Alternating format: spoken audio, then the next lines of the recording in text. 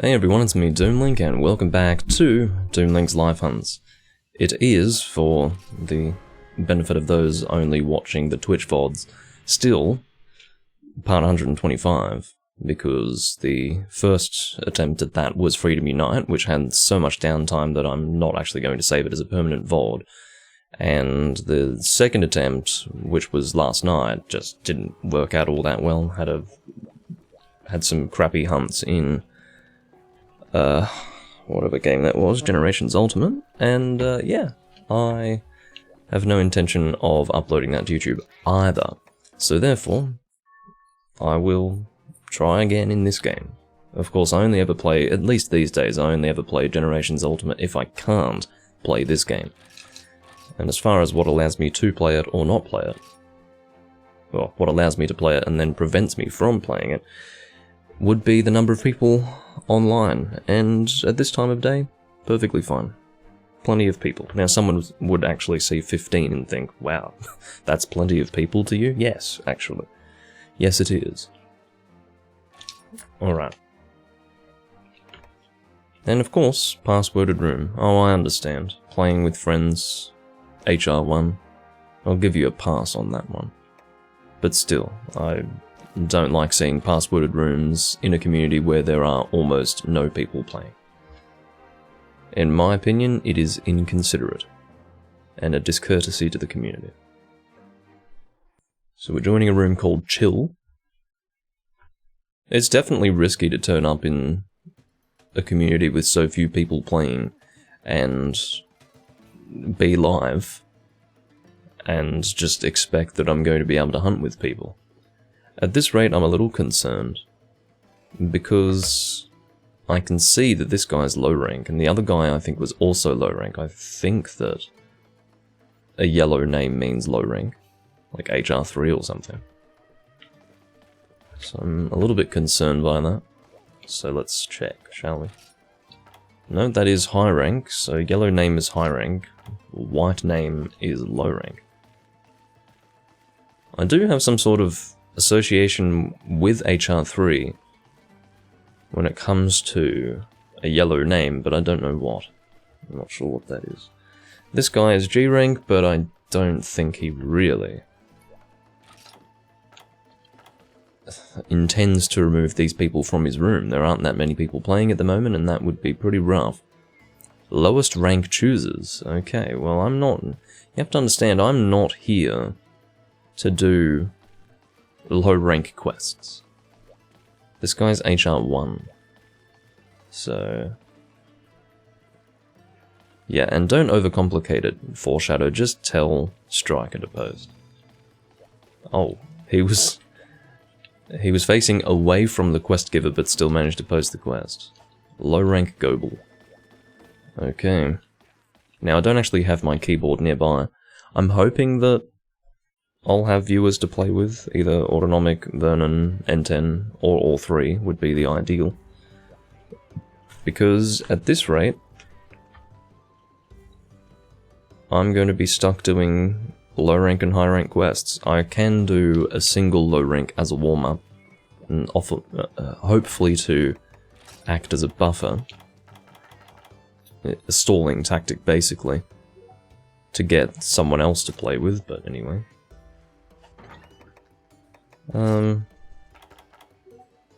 It doesn't really matter what I bring. I might bring something suboptimal, or what would be suboptimal if it were a G rank hunt. I don't know what that would be, but I feel like Sword and Shield, but what would be a fun Sword and Shield to use? Something that can be described as, well, I suppose I can bring Hellnox EP, which is actually épée, I think, but it doesn't have the accented E on it.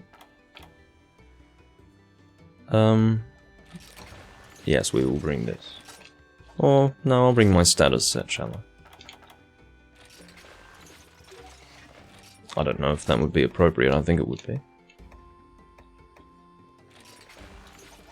I do still have what I believe to be a Giganox longsword that hasn't been fully upgraded that I intend to upgrade. It's currently called the Enfeebling Glaive. And again, I do intend to fully upgrade that. I can't remember what I'm lacking materials-wise to upgrade that further. No doubt something of G rank level, excuse me, of high rank level. I have plenty of G rank materials. It's high rank stuff that I don't have so much of, which is what happens when you play a game and only do G rank. I don't regret that, but it does leave you with a bit of a dearth of low rank and high rank materials.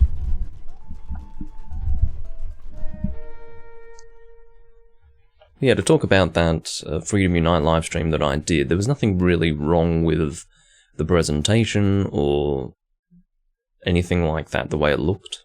That was fine.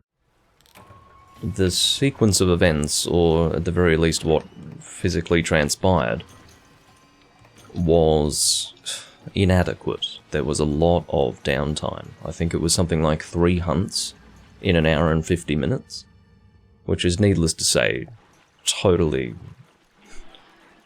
well, insufficient. It's not good enough. So, yeah, that's not being uploaded as a full VOD. I may or may not upload just the hunts on their own in the Random Hunt series. I'm thinking of repurposing the Random Hunt series, which was previously, I say previously because I haven't uploaded a part for it in a long time. You're doing that, right? What do you... Okay, good. But yeah, so I haven't uploaded a part for that in a while. My intention is to repurpose that as sort of a compilation series, which is, I say that because what I will do is sort of create videos by editing, or clipping rather, single hunts, maybe, you know, put 2 of them together to form a video, from videos that would otherwise not be uploaded to YouTube. So full VODs that, as a product, don't really work. They're sort of substandard for one reason or another. But the hunts are still fine. That does happen from time to time. You know, the actual hunts that take place are fine, but that overall product of a full VOD just isn't worth being put on YouTube. So yeah, we'll see how that goes. I still haven't gotten around to doing that with the last Freedom Unite recording that I did, but it was a good recording in the sense that I actually trialed a new setup. Excuse me. I trialed a new setup on PC, and it was actually pretty good. I was very happy with it, and I intend to continue setting things up in that way going forward with PC recordings. All PC recordings, I think, should be set up that way. It was basically striking a balance between my original PC setup from 2 years ago and my most recent PC setup. So instead of the camera being directly in front of me, and instead of it being really far to the side to almost get a profile view of me, as it used to be, I've gone in between. I've managed to position it much better. I don't like it straight on, I've decided, and I of course don't like it at such an extreme profile angle. Don't do that. So I've managed to strike a balance, or at least what I believe to be that. It's also quite good for other reasons, but I won't go deeply into it because I'm sure it's not the most riveting discussion that I could start, or, you know, further go into details about. Foreshadow is telling Friday to spam buttons when stunned. Apparently he is not aware that that's what needs to be done. I would consider it to be fairly intuitive that you would be spamming buttons, at least to test out if it does anything when stunned. You know, you'd try it, wouldn't you? But maybe some people don't. I actually don't remember what my first reaction would have been when I was first stunned. I mean, if you can imagine the first time I was stunned in a Monster Hunter game, that was a while ago. I don't remember that clearly. I don't remember it at all. I definitely remember some things of when I first played Freedom Unite, that being my first Monster Hunter game. I recall having real troubles with the mountain herb gathering quest because I did not know where the mountain herbs were. This was an era of Monster Hunter where there were no gathering icons, of course. So I didn't know where the mountain herbs were. I couldn't... I mean, I wasn't well and truly stuck. I wasn't stuck for a long period of time. It's just my first quest was very confusing. It must have been 30 minutes of me just exploring the location, wondering where the mountain herbs would be. It just, you know, I didn't fully realize that I had to gather them on the ground, but I was also sort of looking for something conspicuous, and it wasn't, and I just... yeah, it was weird. Not a great first quest, I have to say. And I have a pretty clear memory of that. My first time playing Monster Hunter was also fairly memorable because I was very, very sick that day. I had the flu. And, you know, in other words, you're so unwell that your body physically aches. And so I was lying... I mean, you can imagine how memorable an experience it would be if you're already physically under the weather and you invite into that frame a game that is almost literally beating you up. It's memorable. That game was molesting me while I was very unwell. And, you know, I just remember lying on the lounge and, you know, PSP in hand and basically being assaulted by the game. It was quite a thing. I did have to put it down a few times because it was too much. I was struggling very much. I'm going to see if there are any other options. I don't actually have my keyboard nearby. I think I said that before. I will pick it up when I really feel like I need to, but for the moment, I'm going to leave it where it is.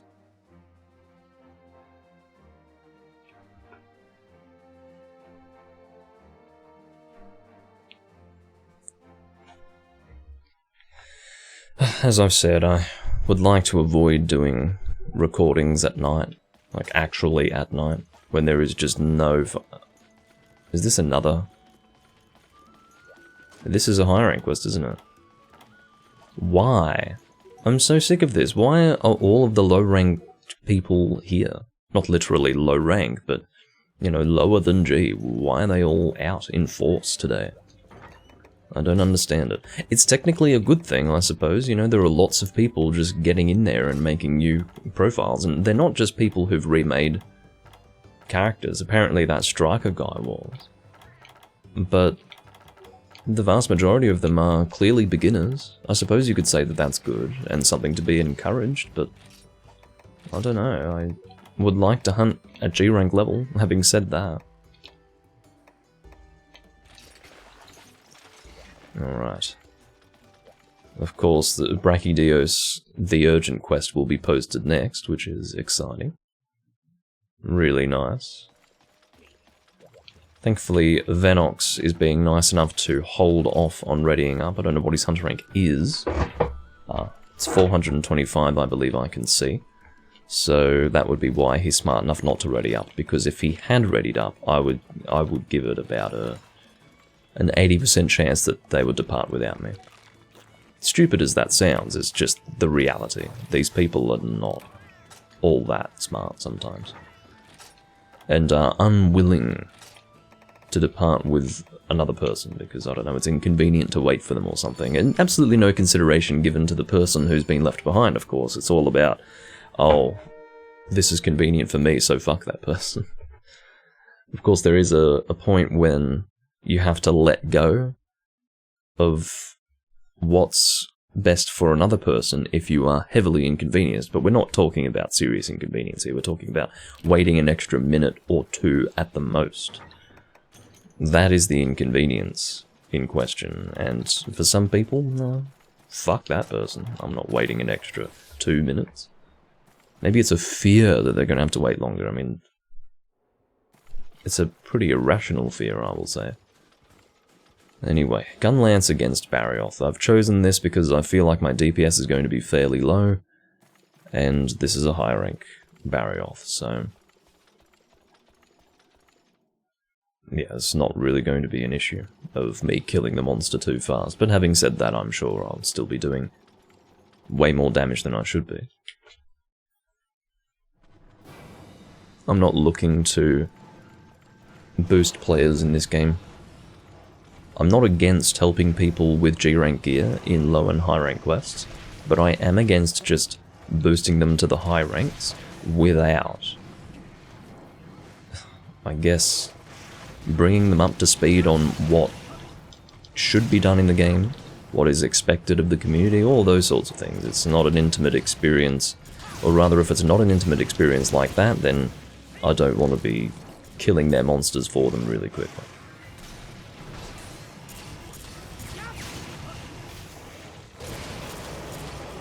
Unfortunately, there are people who have been taken to high ranks in this game, and it is a problem in all Monster Hunter games, really.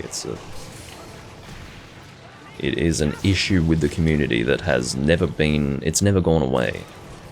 It's always been there and it's never gone away. It's basically the fact that, you know, people will be taken to G-rank level and they still won't really know what the hell they're doing in the game. Because they haven't had an intimate experience with the hunters that they're playing with. They're not told what they should and shouldn't do. They're just boosted, basically. Soulless boosting, for the sake of it. Probably should do a wyvern fire. If I'm presented with the opportunity, I shall do it.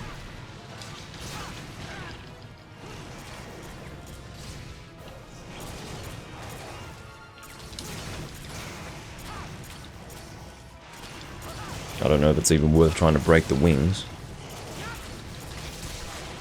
He'll be dead shortly anyway. If he's not, then he's putting up a good fight, but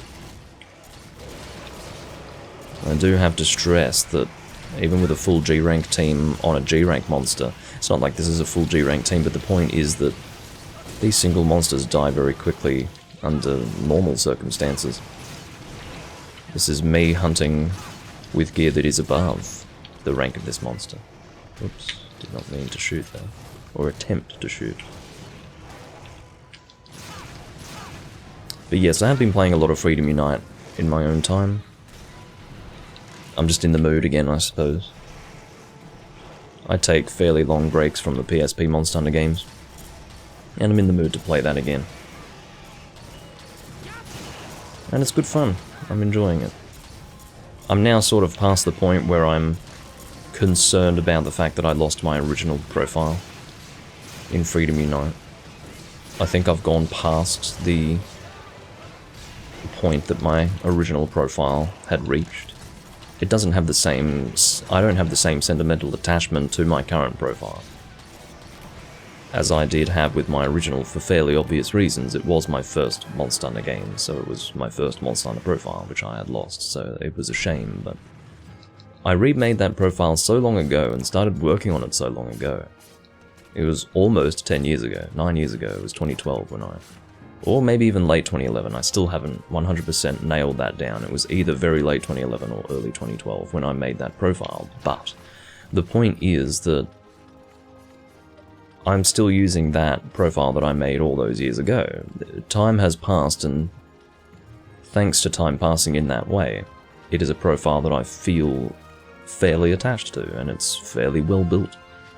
And I'm basically trying to say that I'm past that point where I feel like I've lost something, where it's not as good as it could be in regards to the profile that I'm using to play Freedom Unite. It's progressed beyond that point now, and I feel like that profile is truly mine. I mean, it was always mine, but it was truly a well-built G-rank profile for Freedom Unite. And I suppose I've been at that point for a while, but I've only recently come to terms with it. I've only recently thought about it. Because I haven't really been playing frequently lately. I probably don't need more than a stack of Monster Bone L, do I? Well, I may or may not cull it. We will see.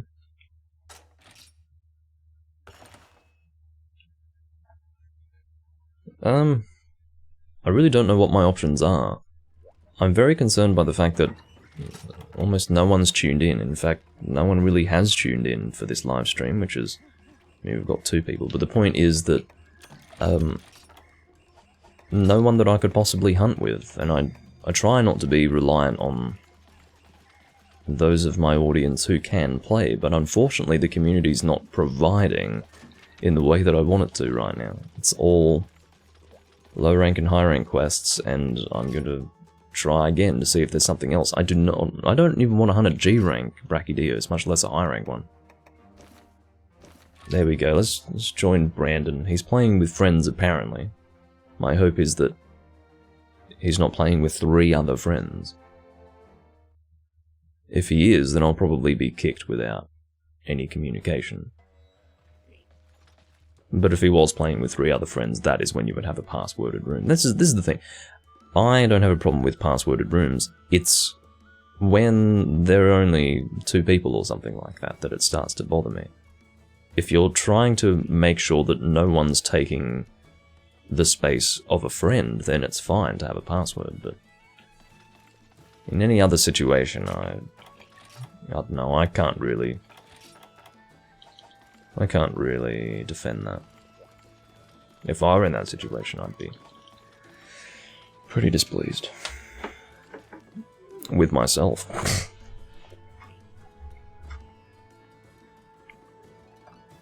I don't know what's happening with Brandon. He only made the room a short while ago, couldn't have been more than 5 minutes ago. Well, could have been, technically, but... oh, there he is. I probably should get my keyboard, shouldn't I? That might have to be something that I do.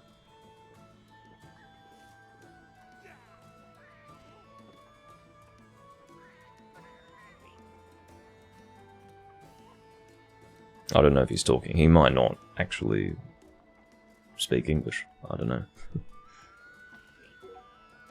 Hello, says Brandon, with 2 exclamation marks. Yes, I will go and get my keyboard. Uno momento.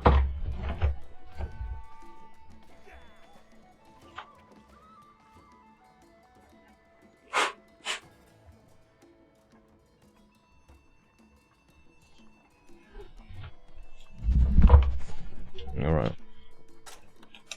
Wow, he's eager. He said hello. No, he said hello twice.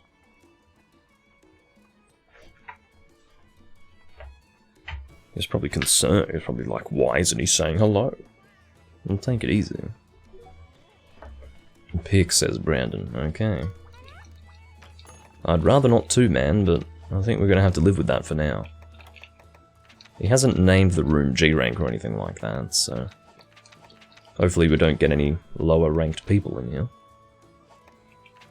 What would be easy to do? Let's do 3 Rathalos. It doesn't sound all that easy, but it is, because you fight them one at a time and they have so little health that it's not by any means a challenging hunt. Am I in a Lance mood? What kind of mood am I in? I don't know. I'd like to use Hunting Horn, to be completely honest, but I'm not going to use it with 2 people. I've talked about this before. I do not bring Hunting Horn to buff the damage of 1 or 2 people. I bring it to buff the damage of 3 people, because that's where the effectiveness of Hunting Horn really takes off. It is only as effective as the people that you're buffing are able to get out of it.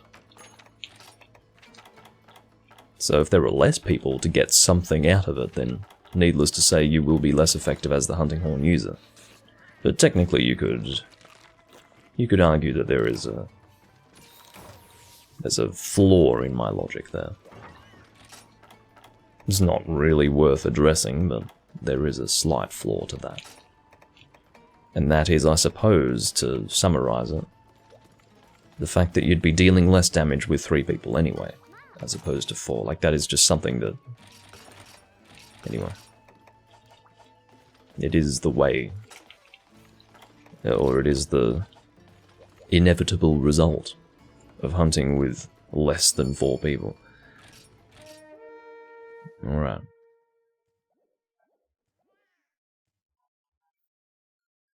Now, I would have preferred this to be the warm-up hunt.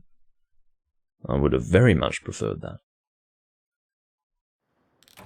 But again, I do leave myself in the hands of the community, and it must be said that I'm usually pretty lucky with that in this game, so I suppose eventually I have to get unlucky. Such as in this case. I was thinking as well that it was possible that these people playing wouldn't play for an extended period of time, which is to say that, you know, they're taking up all the hunts at the moment with their low ranks, and then it's not even going to result in a community of G-ranked hunters because they're all going to move on. But then I thought about it and realised, well, if they've got a Wii U, you know, they likely got it recently, or just the mere fact that they're playing the game right now probably means that they're committed. It probably means that they'll continue playing. I'm sure some won't.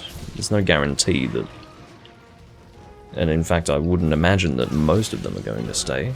Or all of them, rather. I'd say most will, but I don't think all of them will. If they feel that the community does the right thing by them, I'm sure that they will stay. Because otherwise, why would they be playing? It's very specific. See, I can't put away my weapon. I can now, but I had to allow myself to burn for a period.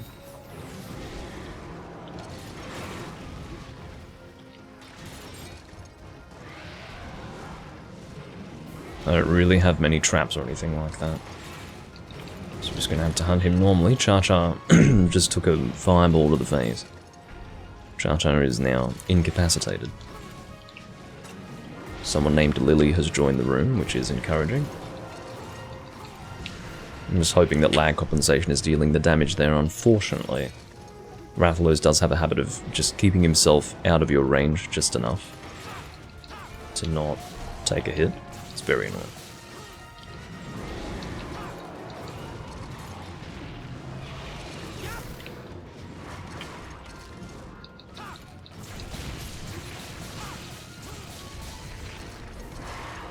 I noticed that I've been playing a lot of Freedom Unite lately, so I will draw comparisons because that's just what I've been playing a lot. But it's a lot easier to avoid being caught up in the legs of a monster when they run. The whole idea of a monster running forward is not just that you're hit by their physical body, but also caught up in their legs that facilitate forward movement. You know, it's sort of these things that are moving around that can hook you almost. And that's what makes monsters like... well, let's take Tigrex, for example. Those big arms that he's moving forwards to run around. That's part of what makes him difficult, getting caught up in the width of the overall forward motion. With a Rathalos, you're sort of underneath him and getting caught up in his legs. I think a great example of that frustration would be Teostra. Teostra is very much designed in that way. Alatreon as well, because Alatreon's sort of a third-gen version of Kushala and Teostra.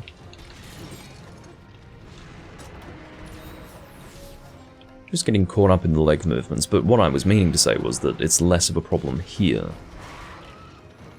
In Freedom United, and probably all of first and second gen, it's more a case of, oh, you were close to the legs as they moved, so you got hit, whereas here you do literally need to be hit by them.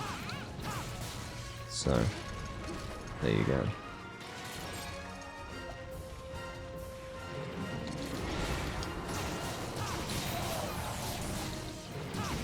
Shouldn't have to worry about being flinched too much by this greatsword. Unfortunately, just couldn't shield fast enough there.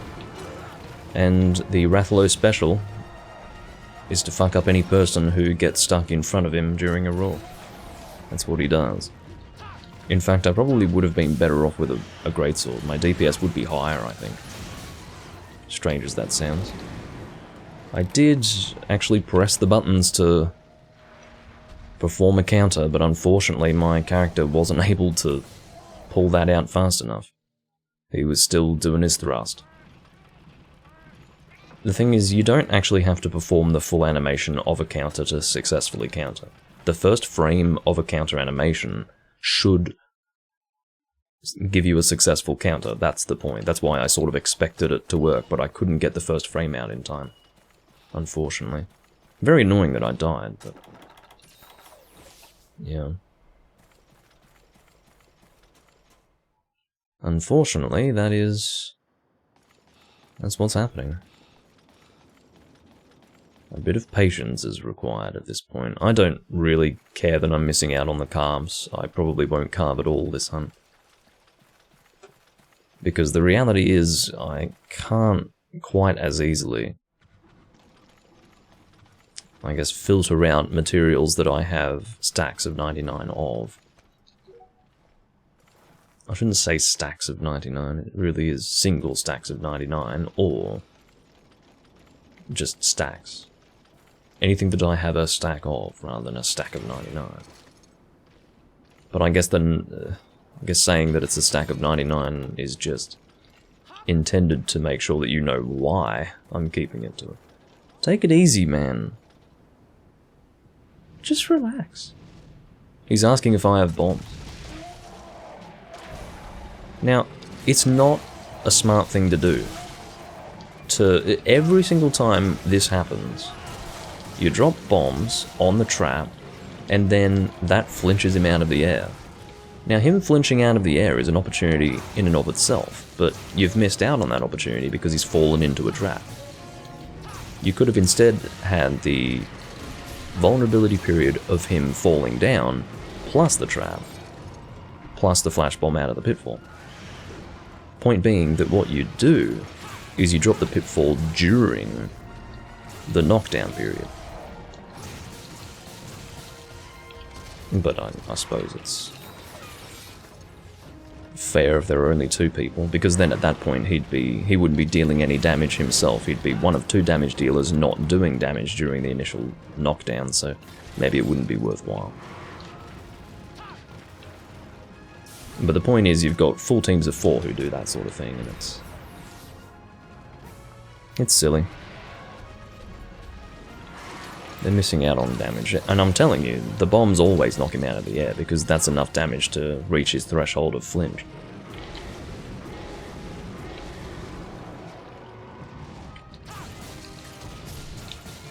Just countering the wind pressure there.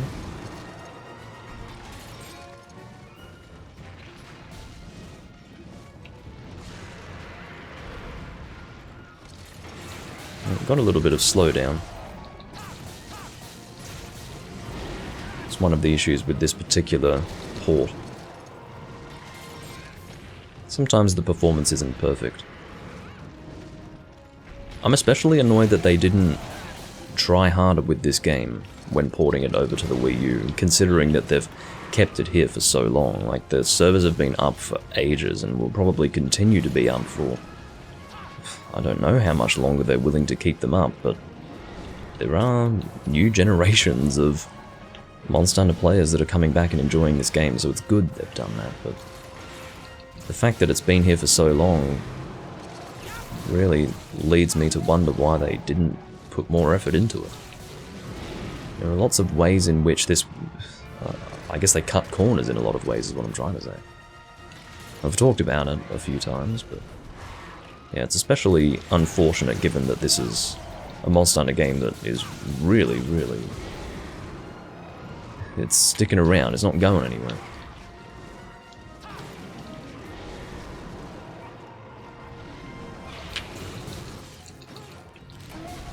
There we go. Killed him in a fairly cinematic fashion. I don't have a pitfall, so... if you've got one, then great.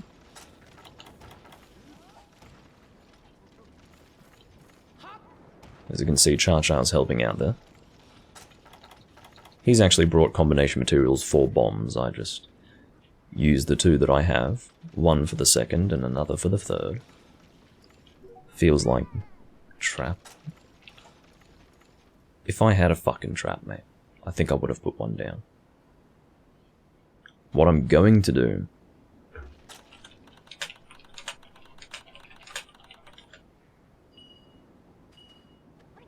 he's such an idiot. He's moronic.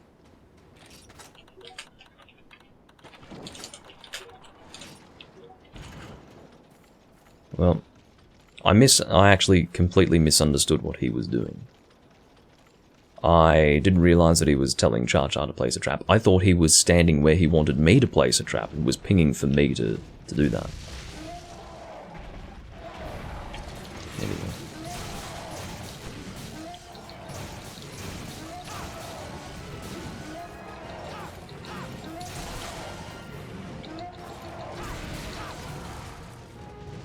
He unfortunately missed the flash.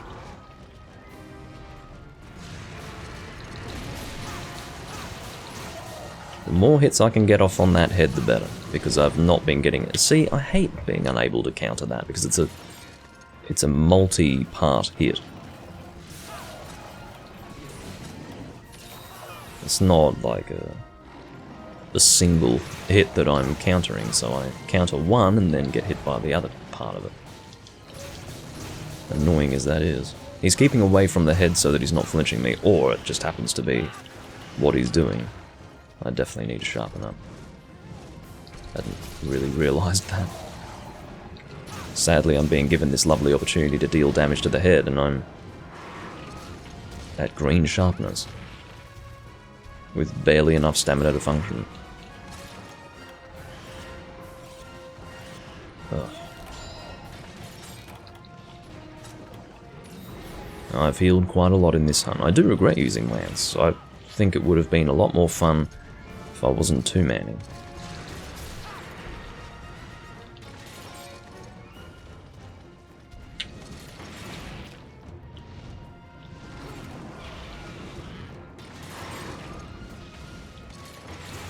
I don't know what you were attempting to flash with that one, mate.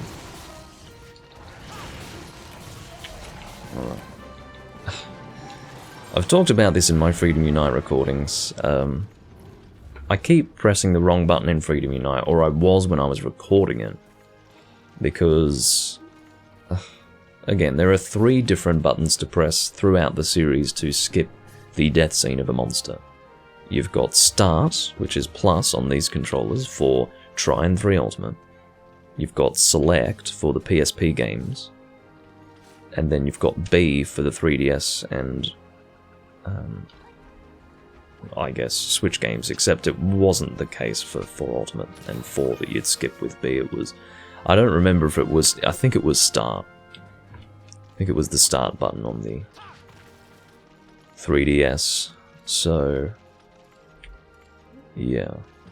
It is, again, one of those 3, and I kept on pressing Start while playing on the PSP, and so it was bringing up my menu instead of skipping the death scene.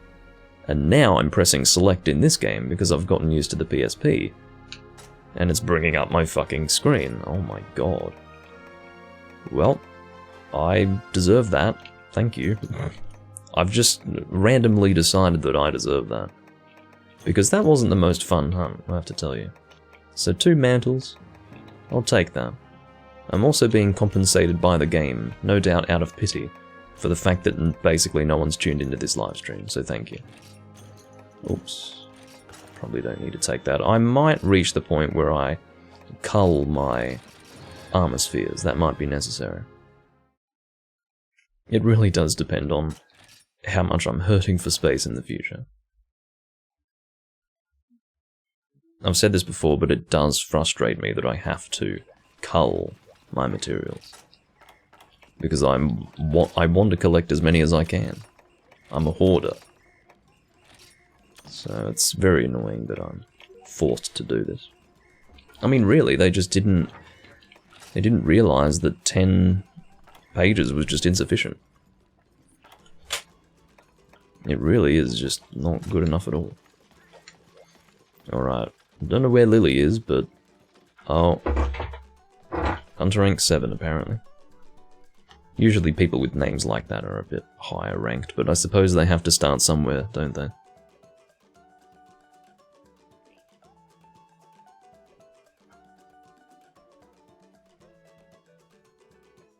It's alright. At least she's not lower than that. He's saying something about Fatalis, this Brandon guy. Hornel Fatalis. I don't even know what language he speaks. Bienvenida? Ponel Fatalis. I don't know.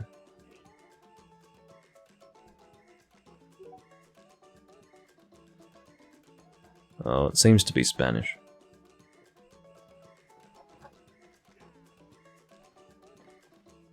Of course, I recognize bien to be a French word, but as soon as you see L, you're like, no, that's not French. Need a translator? Sure. You can at the very least confirm that it's Spanish, and then, I don't know, translate if you like. But, yeah. I actually don't know what's on this, on the board, because I have this up. Also, hello, Exio.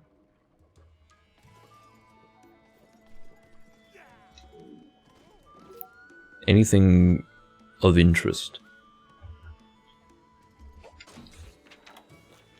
So, Agnaktor is our monster. Very well.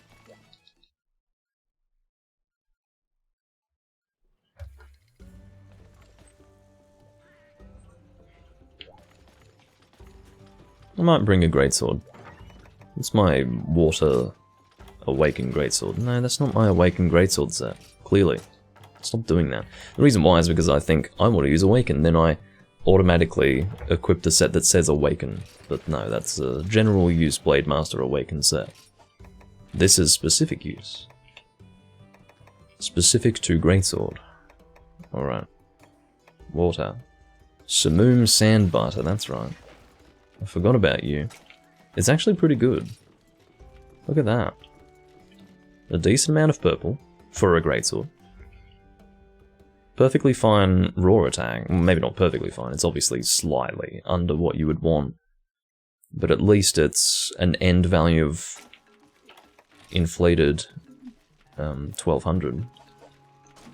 So, yeah, that in conjunction with 700 water. That's serious business. That's not to be sniffed at. Post the Fatalis. I'm assuming he means that. I'm assuming he means Morales, really. And it's perfectly fair to refer to Morales as the Fatalis.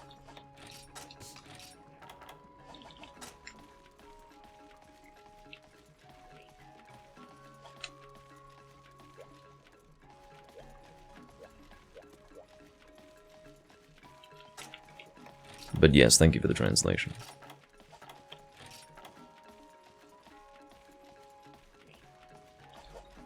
I think we're good to go. I'm excited to use this greatsword. I've used it in the past, of course, it's just been a little while, and it's really good. Oh, it looks like we've had the same idea. To use the Simoom Sandbiter. They did a really good job in this game of incentivizing the use of Awaken. That was one of the issues with Try. For the most part, if you used Awaken in Try, you were doing less than what you could be doing. And it was particularly annoying in the sense that Awaken was an endgame thing. It always has been, because it's not ideal to work on Awaken in the early game, so it becomes an endgame thing. And the endgame of Try was just Elatrion and Deviljho weapons, because they had purple sharpness, and they just was so much better than everything else. And on top of that, even on their own, the Awakened weapons weren't that good. Whereas in this game, they really worked on incentivizing Awaken.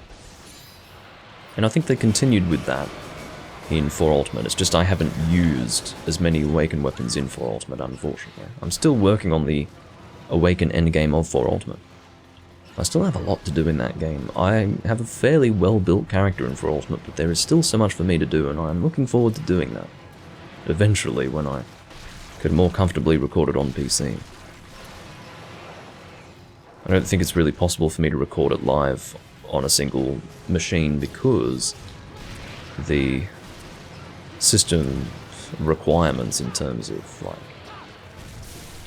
how taxing it is for my system to run the game would cause pretty considerable issues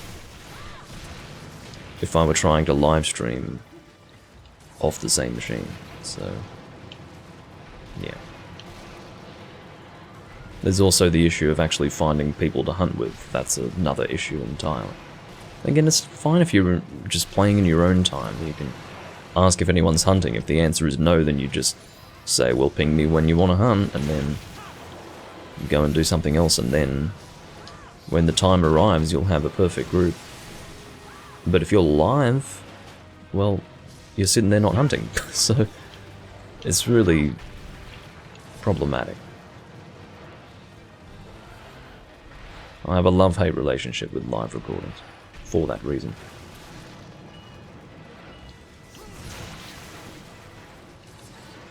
Lily has placed a trap about as far away as she possibly could. It is inappropriate, Brandon, to ping me to go to the trap when I have presented before me an opportunity. Oh, I see, he's dropped a pitfall trap. I keep assuming that Brandon's a complete idiot, but he's actually not. You have to forgive me, I'm so used to playing with complete idiots. I thought he was pinging to go near that trap. Well, there go the bombs. That's why I don't put bombs down for monsters like these. He's willing to just drop more. I'm trying to stay as far away from them as I can. It still hit me. It's not a good idea to do that last minute. But yeah, I would like to withdraw any suggestion that Brandon's an idiot.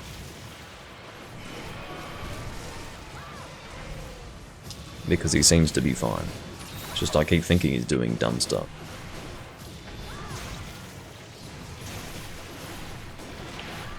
He's guilty by association.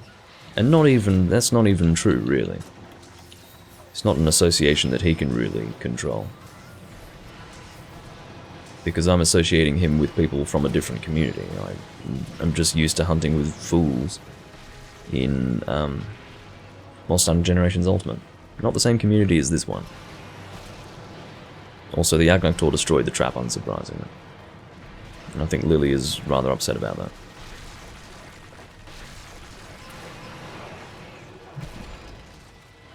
LOL, says Lily, yes.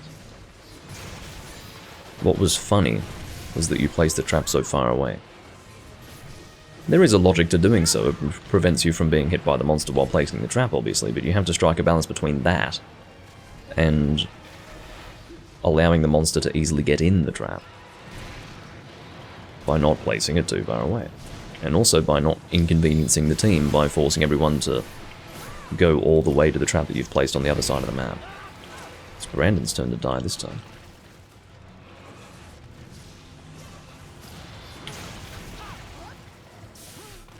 I need to work on my health.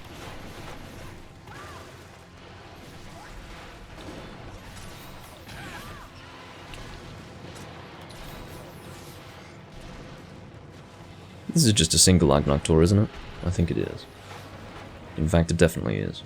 I wasn't entirely sure when I first asked the question, but by the time I'd finished asking it, which took about a second and a half,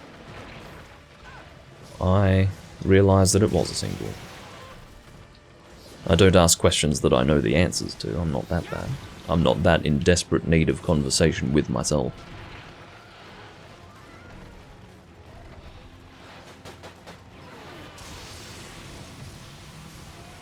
Please don't do that!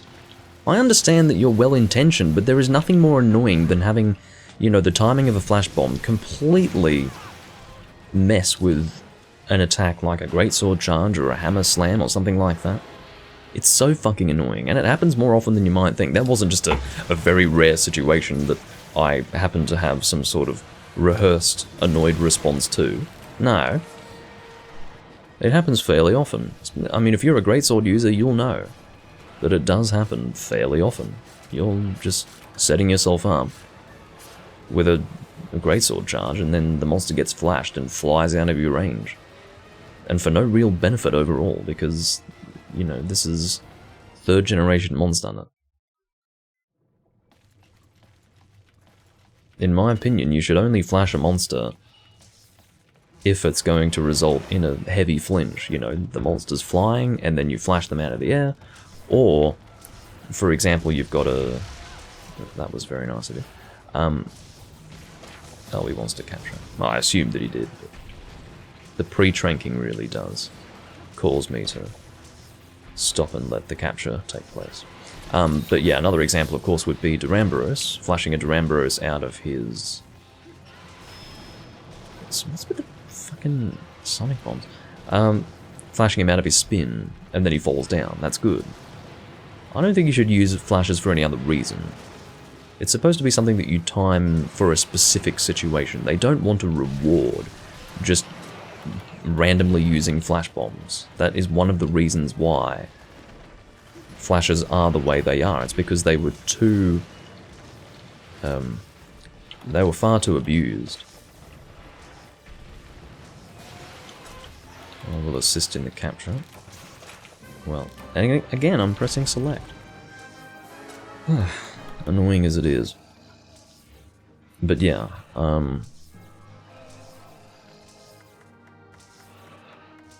what I'm saying is that just throwing flashes normally is not a good idea.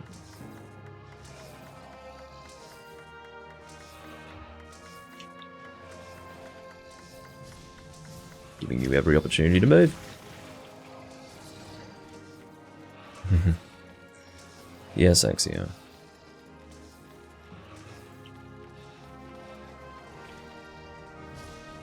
That's artwork from the light novel as well. Not actually from the light novel, it's the light novel artist who drew that.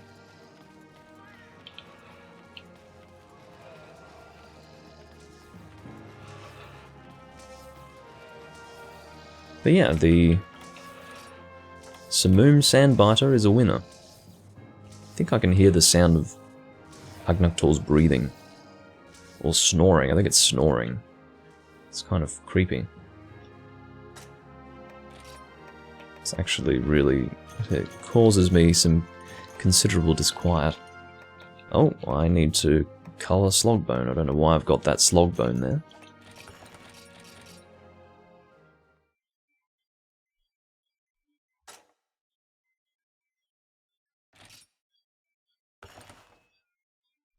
Is that right, Exio? You play Fate Grand Order? I'm really annoyed that I missed that outfit for Mordred, because I'm pretty sure I was there for the event. But I apparently missed the outfit for Mordred. I have Mordred, I think NP3. So, and have had her since she first appeared. As a summonable servant, so I don't know.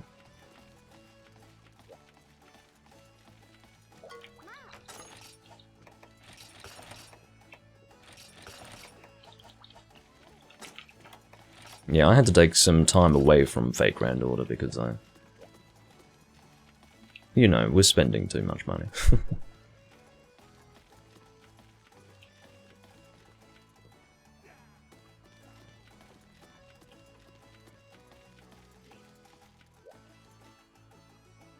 How is the game dead?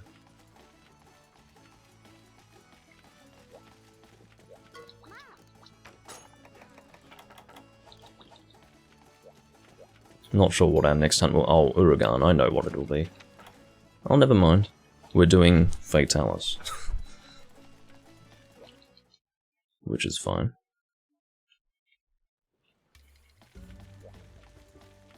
I enjoy it.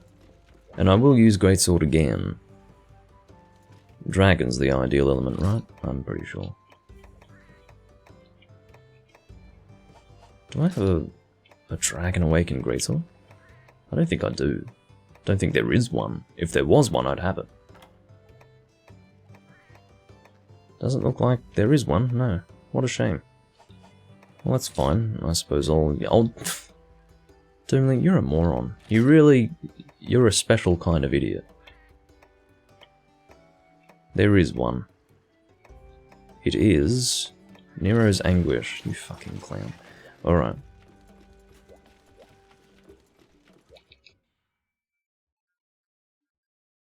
Exio, the content has never been interesting. The story of Fate Grand Order has been amateurish, low level, and quite frankly, subpar. From start to finish. It's never been about interesting content, as far as I'm concerned. I mean, maybe it's even worse now than it was in the past, I don't know. I think by the time I got to the fucking... I can't even remember how many singularities there are now, but I do know that I started to skip the cutscenes after a while. Or all of the scenes, because they just sucked. I did end up watching the Babylonia adaptation fairly recently, actually. I had no desire to watch it when it was airing, but I watched it recently, and it actually is better when it's adapted into anime form. The story, that is.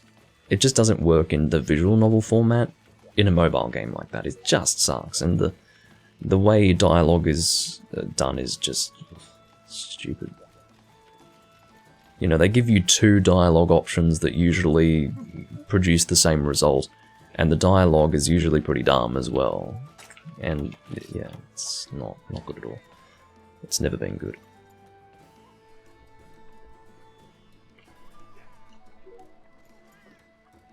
Siri visited the port. I don't know why you'd call yourself Siri, but could very well. Oh, it's a rank 1. Or 2 in this case. With auto guard on a switch axe. This is an example of a person who really does need to be, I don't know, mentored.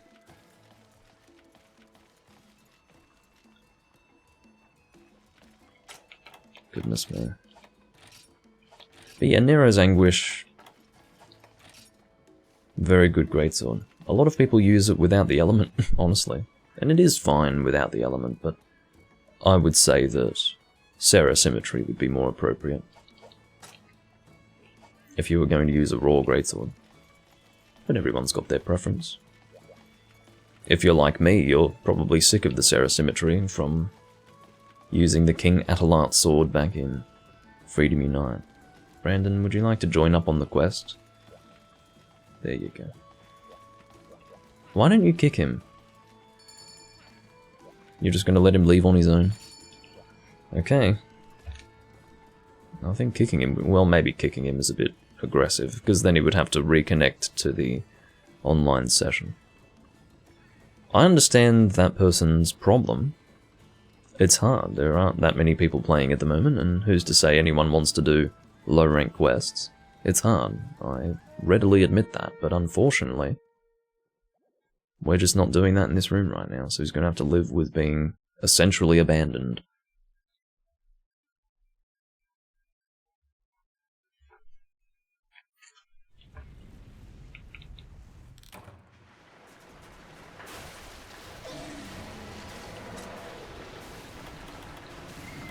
Okay. I'm actually going to shield this.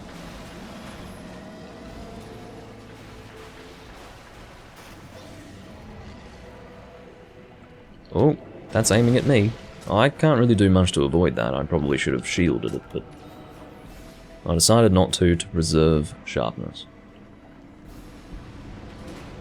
I'll aim for the smelter. Come on. I fucking pressed the button to draw my weapon.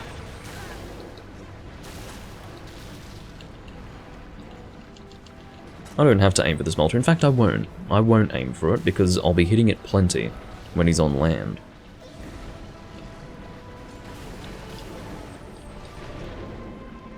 Unfortunately, he's got such a big body that if I avoid the chest and the arms, I'll get hit by the wing as he comes down. Annoying as it is. Unfortunately, my Awakened Greatsword set does not have high-grade earplugs. It has Rocksteady, which is insufficient for resisting a Moralis roar. It's apparently good enough for a Fatalis roar, strangely enough. Excuse me, an Alatrion roar, Fatalis roar. Yeah, I was surprised to discover somewhat recently that Rocksteady worked for Alatrion. Stop saying Fatalis, what's your problem?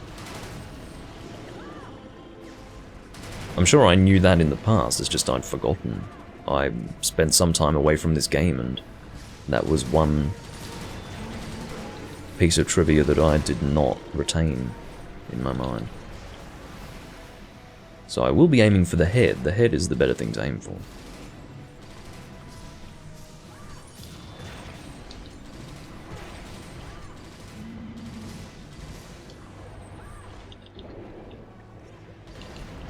The chest does seem like a good target, and it is, but the head is better.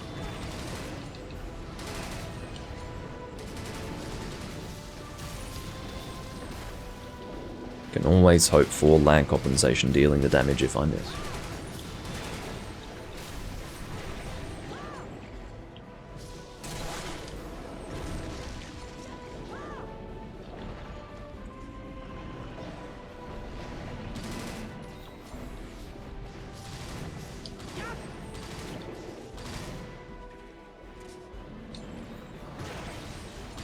Of course, because I'm underwater, the perspective is confusing.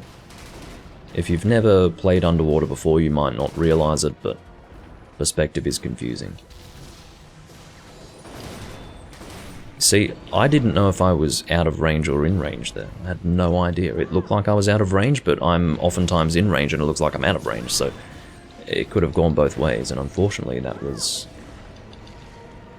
not the positive outcome.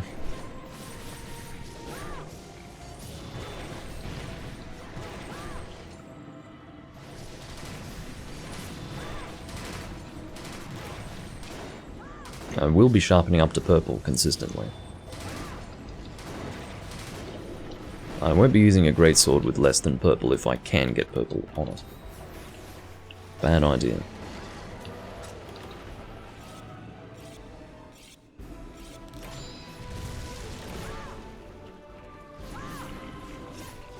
Quite sure the smelter has been broken. Sick of being just out of range.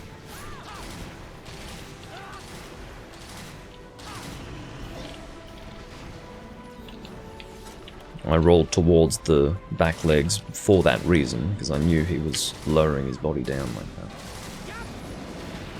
This is becoming rather annoying. Keep missing my greatsword charges. It turns out the greatsword's fucking annoying to use on a Morales. Oh, damn it.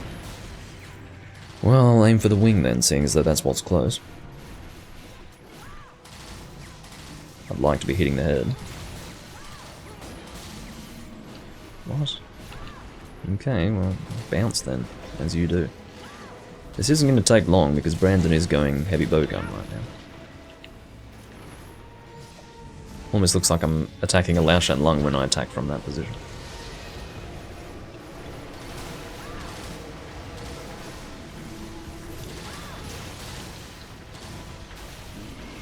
I'd like to be on his other side so that I can more easily reach his head, if he falls down.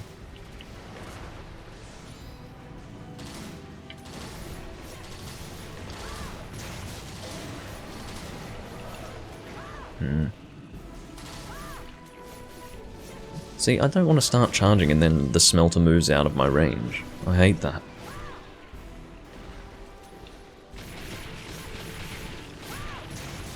I literally have to settle for less damage so that I can make contact with what I'm trying to attack.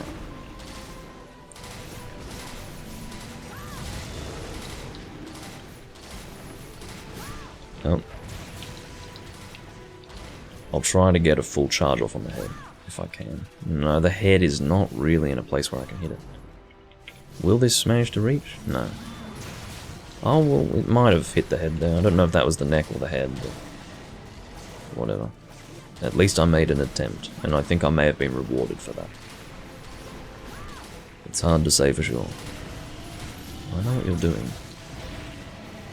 Unfortunately, I wasn't caught up in it.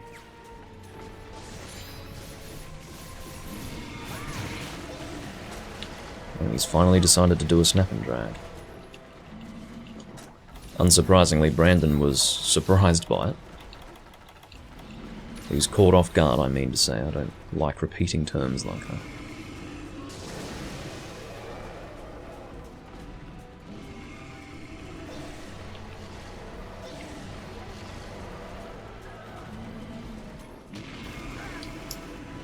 Seriously.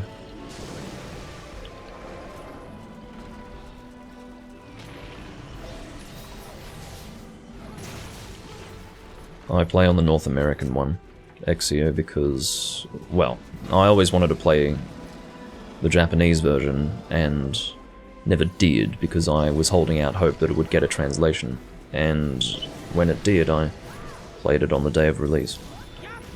When the North American version released, I went and bought that.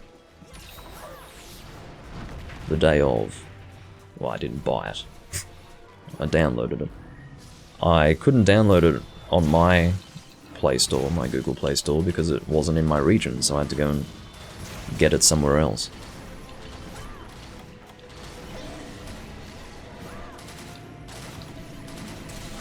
And I would have been one of the first people in the North American servers to roll Archeria Alta. I got her first day.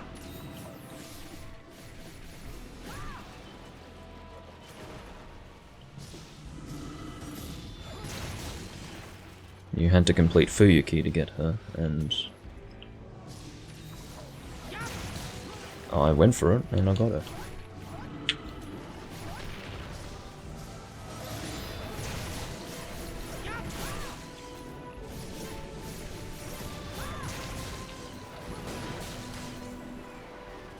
I think I've got a NP4 now.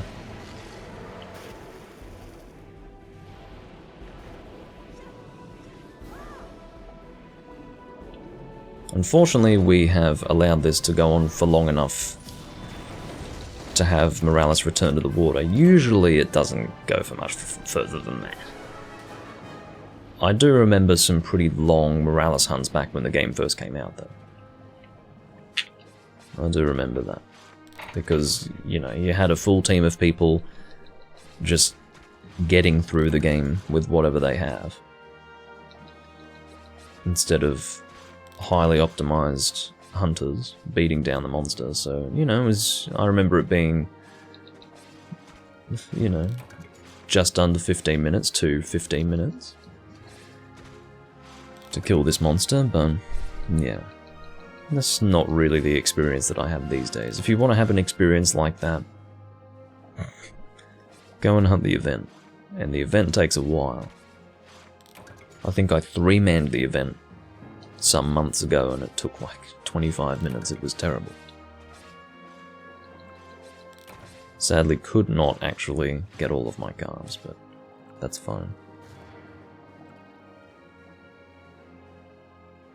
What server do you play on then, the Japanese one?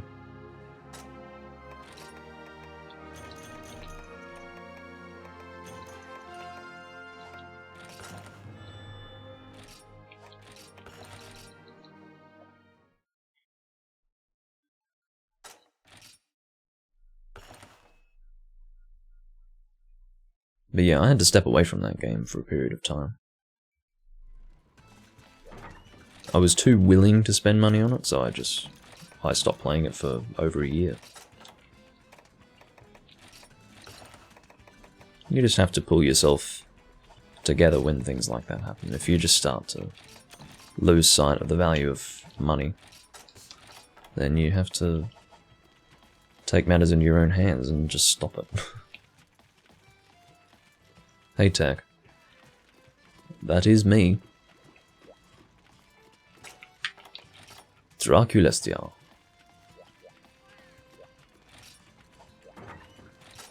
I don't usually get the guys from Hunsterverse on here though.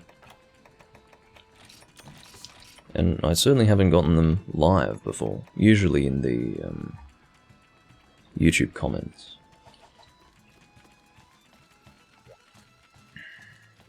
I'm not too sure what's next on the agenda. I suppose I can assume that it's Uragan, given that Agnoktor, Morales, and Uragan were mentioned, but I was under the impression that we would do Uragan before Morales.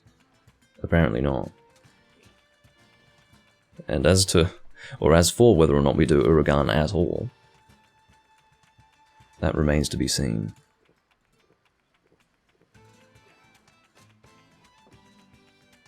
Thank you for the follow.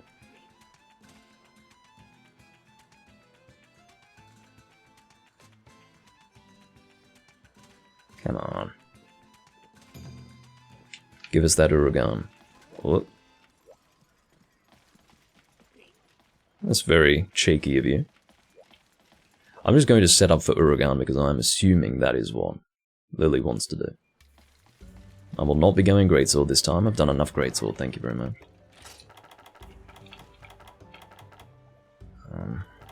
Hammer, I suppose. The Gen Moran hammer.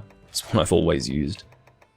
Really, I should use a different hammer because I've been using this exact hammer to fight an Uragan for like 3 games. Tri, Portable Third, and 3 Ultimate. It's getting a bit boring. Yeah, you shut too, Tech. Silence.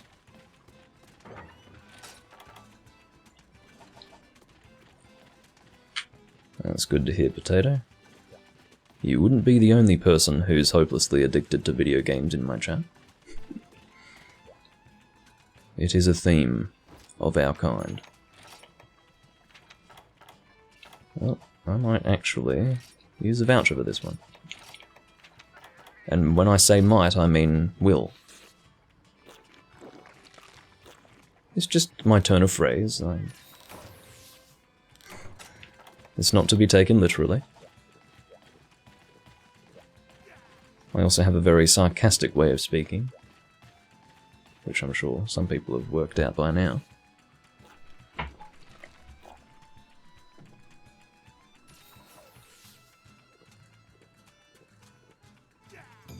If it's not Uragan, I'll be a bit annoyed. Really, Kelby? It's not Uragan. Well, why was Uragan mentioned at any point? And why did you not inform us as to what we were hunting? Whatever. I thought it was pretty safe to set up for an Uragan fight, but whatever. Yeah, exactly. What am I doing? What would be appropriate? I guess I'll go with a Pierce bowgun? No,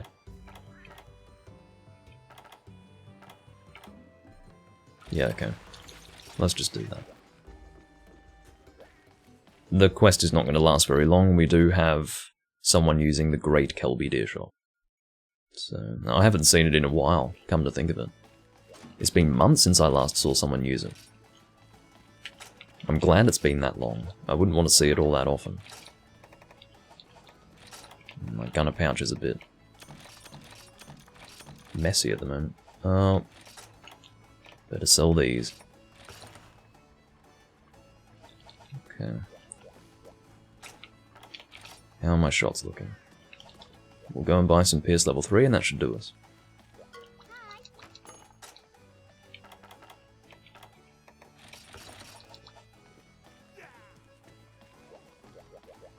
I seem to hear a power tool in the distance, although I don't think that's Bob the Builder. I think it's someone else with a power tool. It sounds a little too distant for it to be Bob the Builder. Yeah, Lord Zir. You should Zir. But the way I talk, I usually say something like, if I mean something is really, really terrible, I'll say, that's somewhat bad. When clearly I'm infuriated. You know, I always use sort of language that would suggest something different, but my tone of voice makes it clear that that's not what I mean literally.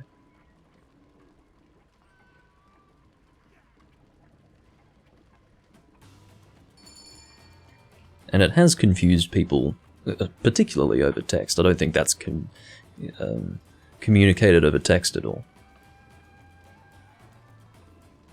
But that's how I talk. Off we go, come on. The quest is going to be over and done with in short order. It's not going to take long.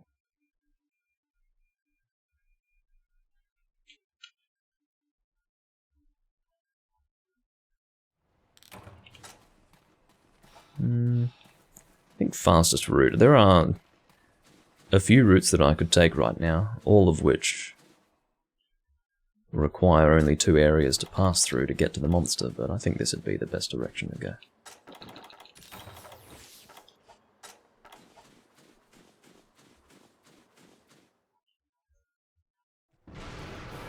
Good day.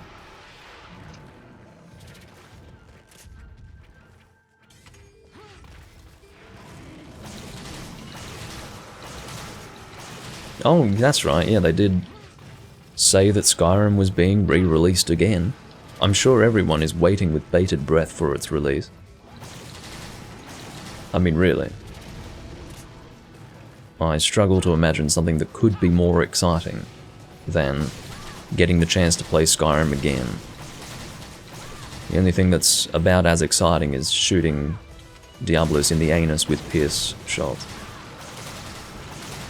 which must hurt a lot. If anyone's got flash bombs for this, I'd be happy.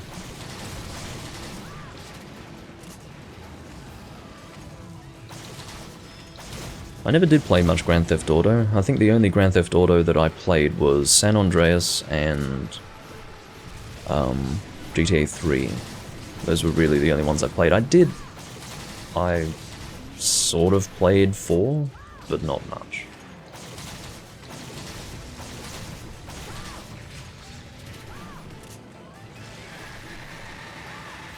But yeah, San Andreas was it was a big deal at the time. Everyone was playing. Bit like Left 4 Dead, you know. Everyone playing Left 4 Dead. Some people do still play Left 4 Dead. Strangely enough. I never really played that though. That's not to say that Grand Theft Auto is particularly comparable to Left 4 Dead, it's just to say that it reminds me of a similar time in gaming. What the hell's going on with you? Oh, you're a Devil Joe, hello. And you've fortunately been flashed. I don't really want to contend with you at this stage. I'd like to get this quest over and done with. I did say that it would be finished quickly, and I really am expecting that to happen. If it doesn't happen, I'll be disappointed, and I'll probably express my disapproval to Brandon. I generally find the use of Great Kelby Deershot to be considerably disagreeable, but I don't like Diablo, so I'll take the faster hunt.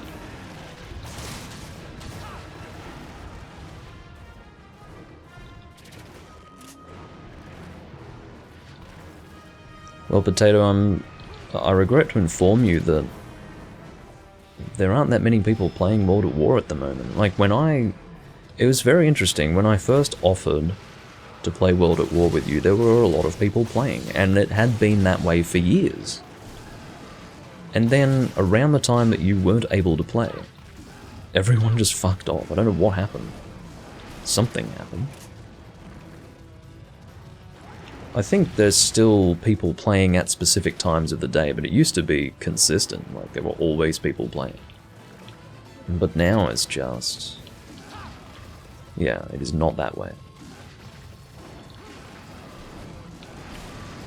It's possible. I guess I hadn't considered what else was going on in the Call of Duty world.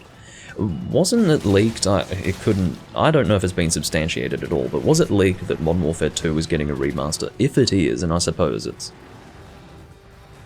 a realistic expectation to have that it would get a remaster after the remaster of Call of Duty 4, but if that's true, I'm fucking playing that. Like, I haven't wanted to play any of the other remastered games, but I will play that for the reason that I can go back and play Call of Duty 4 with a community of people. Like, there are plenty of people playing that because it's server-based. The same can be said of World at War. But because Modern Warfare 2 is the first Call of Duty game to have a matchmaking system, it is terrible when there are less people playing, because you actually can't join, particularly for me, because I'm usually a fairly high ping player, you can't actually join rooms that are of too high of a ping, and through matchmaking, and as well as that, you can't really have control over the rooms. There is no control. When it's server-based, you can actually take care of moderation. There is no moderation when you don't have control of the servers, which is to say that if a person turns up and is cheating, then you can just remove them, but matchmaking is not that way. And everyone knew that matchmaking was a terrible fucking idea when it first happened for PC. You of course always had matchmaking on consoles, but PC had server-based rooms, but yeah, they decided that they would change that for Modern Warfare 2. The point is that I can't go and play Modern Warfare 2 on PC anymore. But in the case of a remastered version, you better believe I'll be playing that. It already got a remaster? What are you talking about? Surely not. Am I really that out of touch? Oh, well, who wants the fucking... Why would they only do a remaster of the campaign? Why would they do that? I'm sure plenty of people like to play the campaign, but the vast, vast majority of people who want to play that game series play the multiplayer. So I don't know why they would only do that. I've got a hard horn. How about that? Oh, I still haven't sold that slog bone. Let's do that. It's getting very bright outside.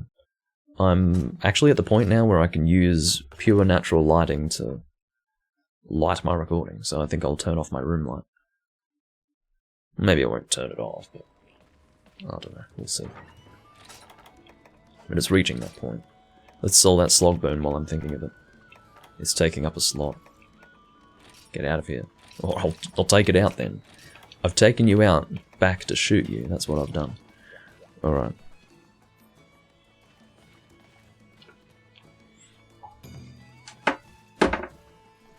I'm going to adjust the lighting just a little bit.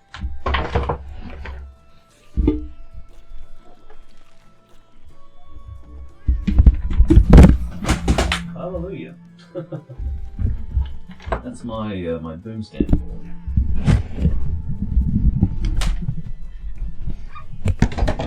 Oh. Unfortunately, when it's live, I can't very well cut that out. Sorry for the ear rape. But yeah, that's... You couldn't have more ear rape than that. I don't know how bad that was, because I do have a compressor active. But let me tell you that if I didn't have a compressor active, that would have been 10 times worse. If that was bad, just be glad I've got a compressor, because that prevents it from being too fucking loud. Oh my god. But yeah, that was my boom stand being tipped over, and it landed on things. If you really wanted ear rape, if it made contact with one of the bottles that I have on the ground right now, that would have been really bad.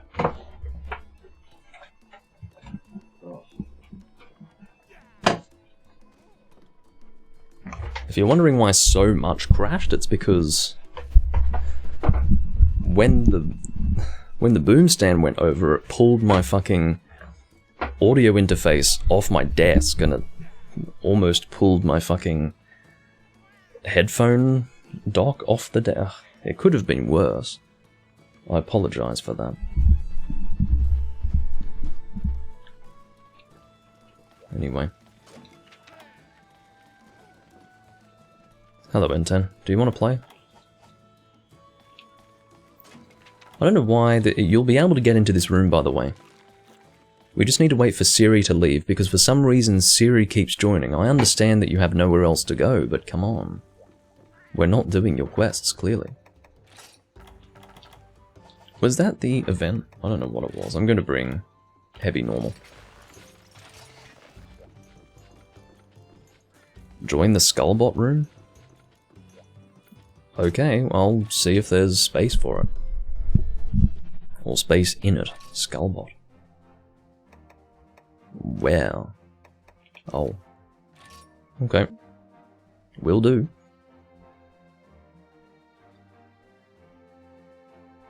Come to think of it.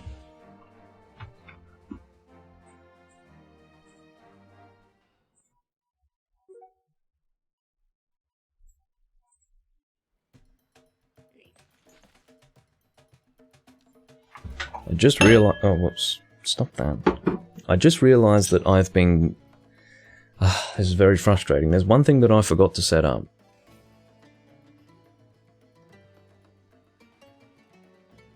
And I've just set it up now. I did not have my white balancing set to one specific value. It was set on auto. That's something that I always do at the start of the recording. I ensure that it is a manual input of a value. But because it's on auto, it was likely shifting the colors of my face during the whole fucking recording, which is so phenomenally frustrating that I can scarcely describe how annoying that is, but anyway.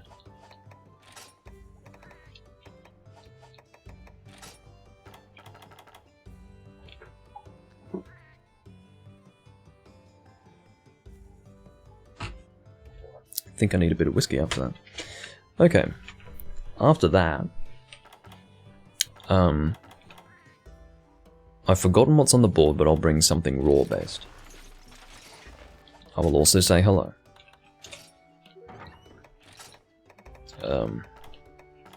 What's a raw longsword that I have? Do I have one? I must have one.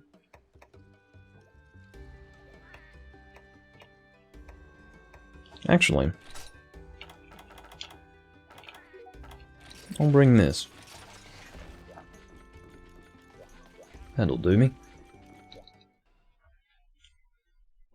Yeah, I didn't have an issue with that room that I was in before, but N10's already in a room here, and I think this would be more fun.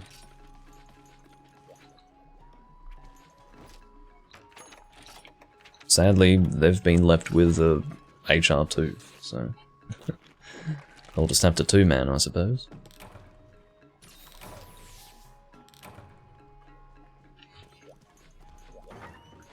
As you do. Yeah, I apologise for the boom stand going like that. And causing my microphone to smash onto the ground. This is why I use a dynamic microphone as opposed to a condenser. You can imagine that.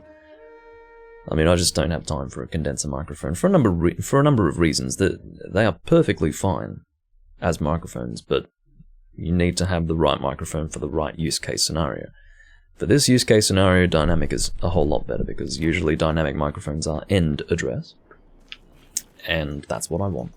I don't want this big thing in my way. I don't want, you know, any pop filters or anything like that. You don't need to use a pop filter with a condenser, of course, but usually side address will be positioned directly in front of the mouth, and if you've got a microphone positioned directly in front of the mouth, then you want to actually remove the plosives with pop filters. And there's also the fact that you need to have a proper shock mount to decouple the microphone physically from, you know, the space around you, and then you also have to deal with the fact that it's very sensitive, and that sensitivity has to do with why it needs to be put in a shock mount. And the long story summarized would be, fuck that. I use a dynamic mic because it's a whole lot better, and I can drop it like that and it's not going to be an issue. It's not even remotely problematic. Sorry, making another adjustment. There we go. Oh, fair enough, Tech. I suppose I can't argue with that. This would be your equivalent to the Yamatsukami longsword. Except it's got a big spiky ball on the end. You need to actually have at least charged up to white to get it though. It's very cool. I say it's the equivalent because this is the main paralysis longsword of the game. I don't know if there's another one. I'm sure there's another one. It might actually be available for Baleful Giganauts. I think there might be a... oh, come on. I think there might be a longsword that Baleful Giganauts crafts, or that can be crafted using Baleful Giganauts parts, that has paralysis value. And there might even be another one. And certainly if we were to take awakened weapons into consideration, there would be at least one awakened paralysis longsword. Come on. I don't even think I've gotten my first paralysis off yet. And the thing's just gonna die. There you go. It'll die in this paralysis. I couldn't even finish the sentence. It's dead. I'm not going to be carving that one.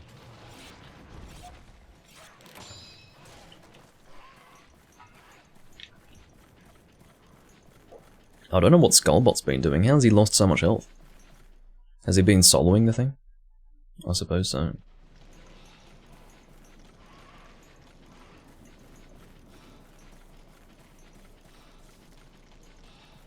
Oh yeah. Something that was mentioned in one of my previous Freedom Unite recordings, a recording that I believe was not to be uploaded to YouTube. I realised that the reason why I thought in the past that Nagakuga's primary weakness was fire in 3rd gen and 4th gen was because it used to be fire. In Freedom Unite, his weakness was fire, like primarily, that is his weakness, so that's why I thought that. So I was pleased to find out that I hadn't misunderstood something. I didn't think that his weakness was fire for literally no reason. I thought that because it used to be the case. I'm taking some fucking ridiculous damage right now.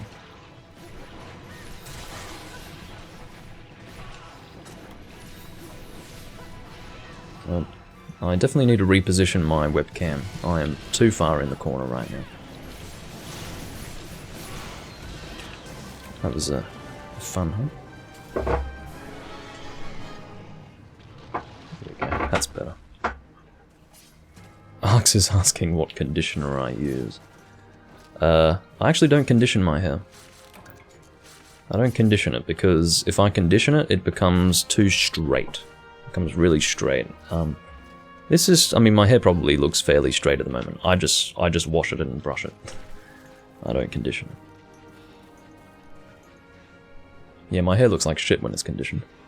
Because there's almost no style to it. And that might be hard to imagine, but believe me, it looks like a mop if I condition it.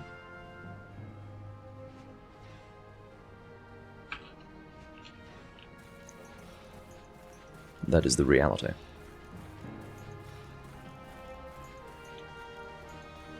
Very fast hunt, unsurprisingly, but there you go. Not much in the way of challenge to be expected when you've got a full, well-optimized G-rank team. That is what happens. I suppose that's why people start to do these ridiculous event quests and start to challenge themselves with getting the best possible quest time in every single game. Even the G-rank hunts are nothing of a challenge for a well-optimized team of that rank. And I suppose it's the same for a high-rank game as well. A full high-rank group just beats on the monsters. So I can understand why some people get bored. But I don't get bored. Oh, fuck off. Sell that. Earthquakers. Well, you see, Zanza, I have not memorized the names of the quests in this game. And the fact that you would expect me to, well, maybe it would be perfectly reasonable to remember that particular quest name, but I have not retained that information. Deca is Tom choking on my Twitch avatar, I've been informed. Let him know that it's a guy. In fact, he'd probably continue to Tom choke. As I recall, he has a history of Tom choking traps. Oh, thank you for writing it out, N10. It has just been posted. Oh, it's a land arena. I think it's one at a time, isn't it? Why is my... I don't know if you're seeing these frame drops that I'm getting in-game. I guess my Wii U's choking on something.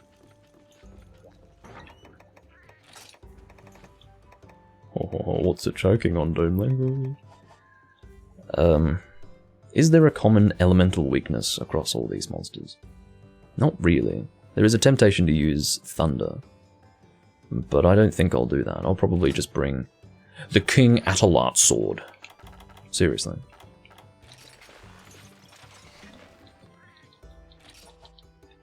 It wasn't a joke. Of course renamed to Serra Symmetry, as of this game, because it wasn't in Portable Third, and Portable Third didn't get an official translation anyway, but it remains the Serra Symmetry throughout the other games. Rocksteady should be fine for all of these monsters, so We should be good. But yeah, the Diablo's Horn Sword was the Diablo's Greatsword for Portable Third and Try. Interestingly, both this and the Diablo's Horn Sword do exist in this game. What I think should be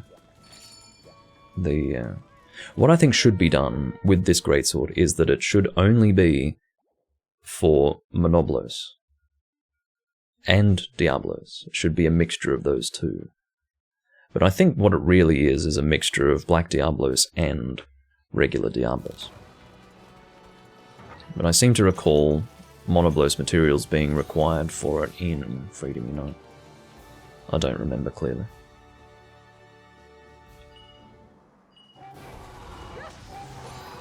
This is going to be over and done with very quickly. This is going to be a very fast time.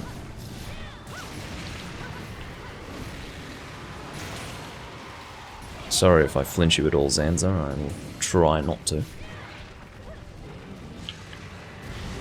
All of these hunts are going to be very fast. Very fast.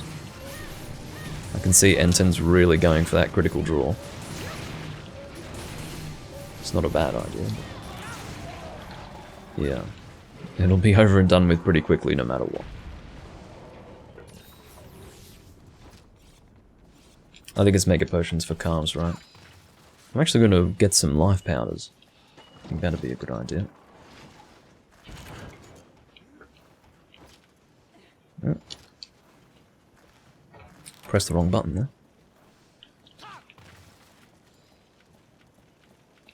I may as well contribute to the bomb pool.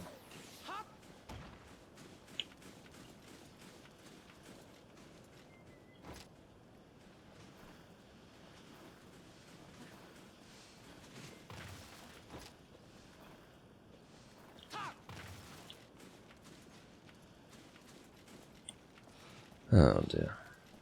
That is the worst thing about these quests. It's one at a time, and then you have to wait for the next one to spawn. It's very uneventful.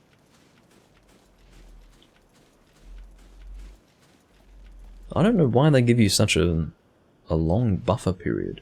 Like this protracted intermission. It's not necessary.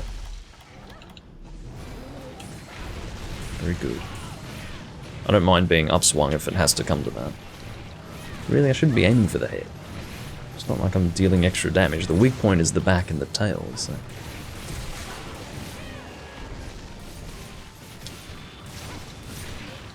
As far as whether or not I would like to do that, Tech, this isn't the sort of hunt that needs to be cheesed, but if people want to do it, then I'll let them. I guess I'd rather not, but yeah. There is a temptation in the end game to hunt in the most optimal way. And that involves trapping and bombing and paralyzing and knocking the monster out. It gets it done so fast that it might not be as fun, but no one can resist the temptation of being optimal in the hunt. Yeah, I mean, that's a Duramboros. Those guys have a lot of health. That was actually faster than the fucking Pink Raytheon.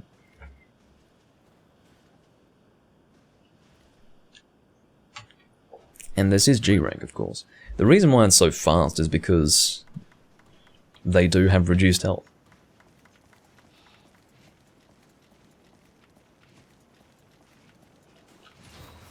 There are 4 monsters in the hunt. I guess it's... yeah. Brachydios.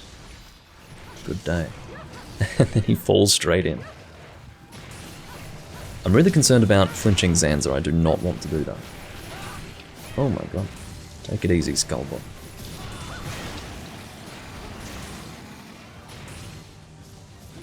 I'm flinching him back though.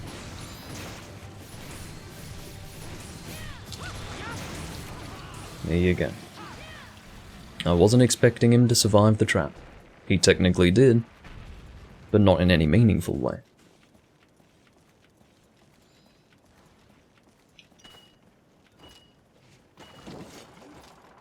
I haven't brought combination materials for bombs. so they can live with having less this time. Next hunt is Stygian Zenogre. Both Brachydios and Stygian Zenogre first appeared in the game that I'm playing right now. Just a bit of trivia for someone's benefit. Oh wow, this guy's throwing dung. He's fucking ape.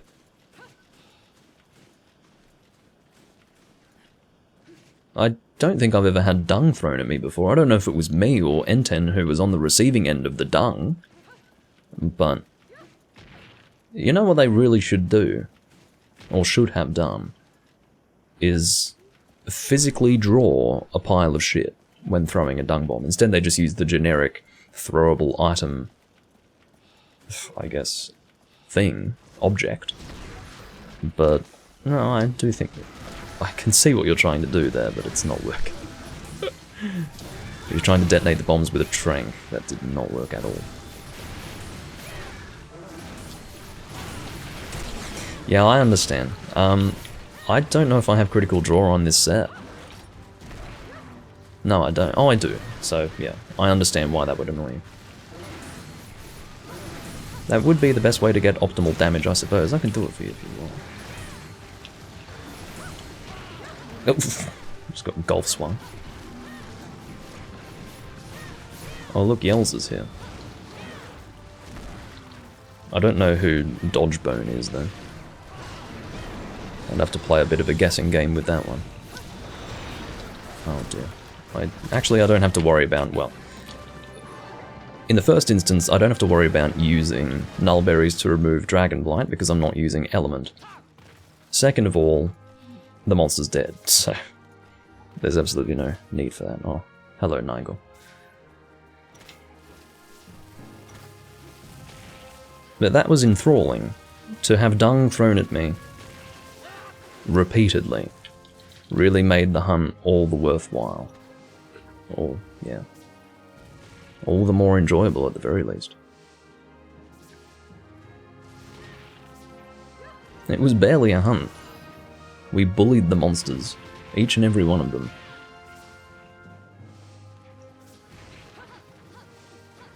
Well, I can take a Huntsdiverse raid, I'm always open to that. The hot mate. Radio.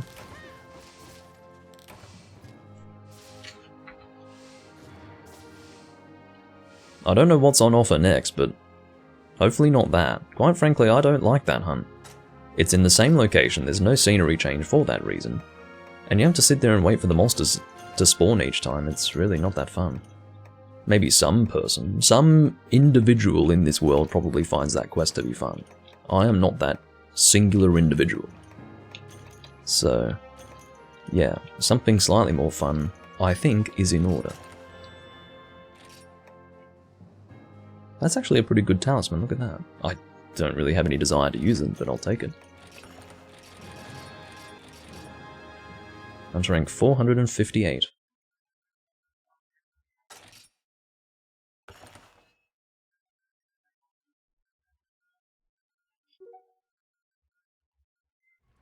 I'm glad that I've been raided by Huntsdiverse while playing this game.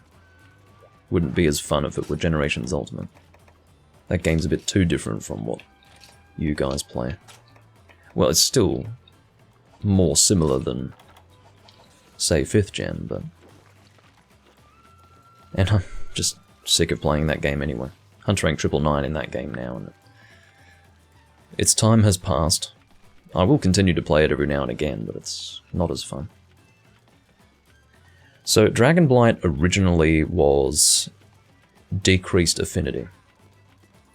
In Tri, of course, Blights were first introduced in Monster Hunter Tri. It was a 3rd gen thing, and they do, of course, exist in Portable 3rd. Dragon Blight was originally, I think, a flat decrease of 30% affinity. So if you had no affinity, that would be negative 30.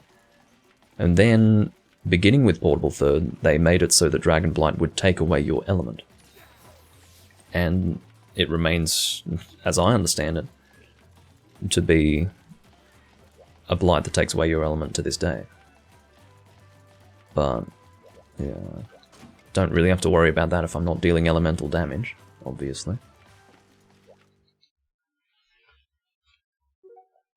Of course, in terms of nullberries being used to remove the blight, that was first introduced in Portable Third. Unsurprisingly, all of the systems that were previously slightly more complicated were simplified in what was the easiest Monster Hunter game until World came out, Portable Third.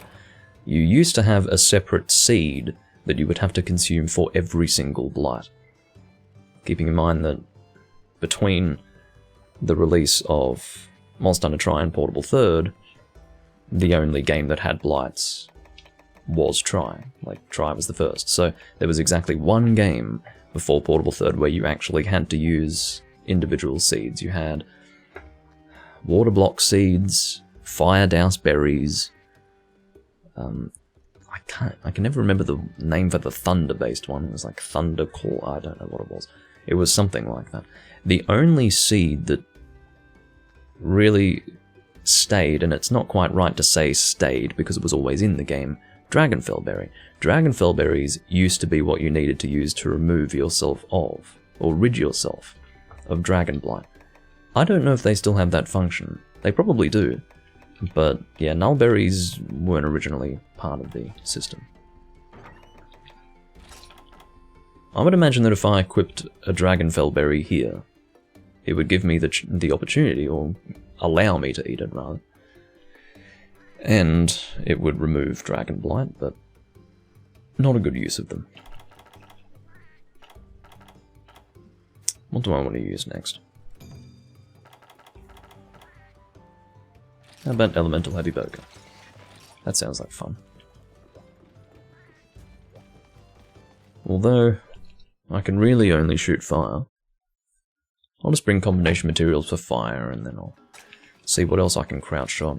Probably only elemental shots can be crouch fired here, yeah. Okay. I'll just bring... Wait, how much pierce does this shoot? Enough. What about... Okay, reload average, recoil average. We'll stick with pierce level 2 then.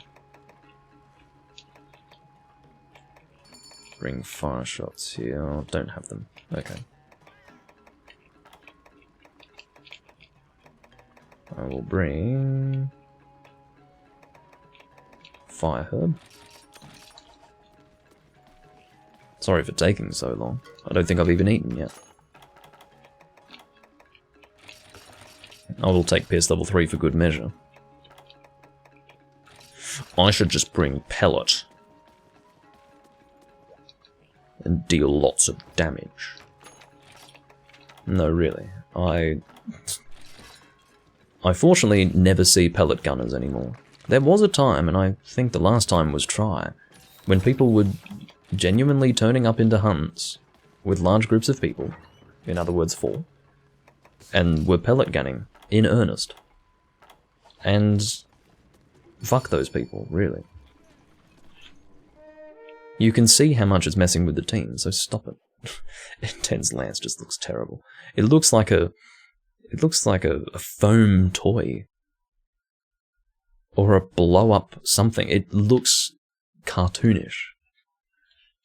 That's not a dig at N10 and his weapon choice, it's a dig at the game designers, I suppose. It just looks terrible. It's fucking ugly. Of course, it's the same as the standard Rathalos lance, and I've said it time and time again, it is a weapon design that did not age well at all. It just looks awful. Alright, I'll try to aim for the back, that is the elemental weak point. Oh. Why am I reloading? I do have crouch fire. Am I out of range of that? Yes, just barely.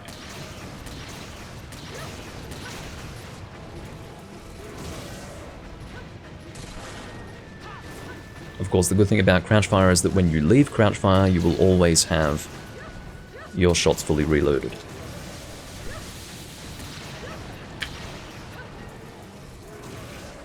Oh, thank you for taking that, N10. I can see that you're trying to combo me, but I'm going to ask that you desist.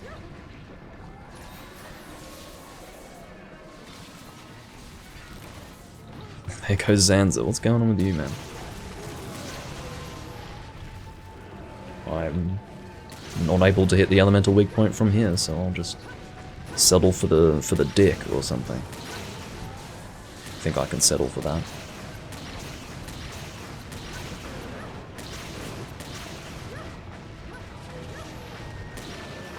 Don't shoot all the way up there, please.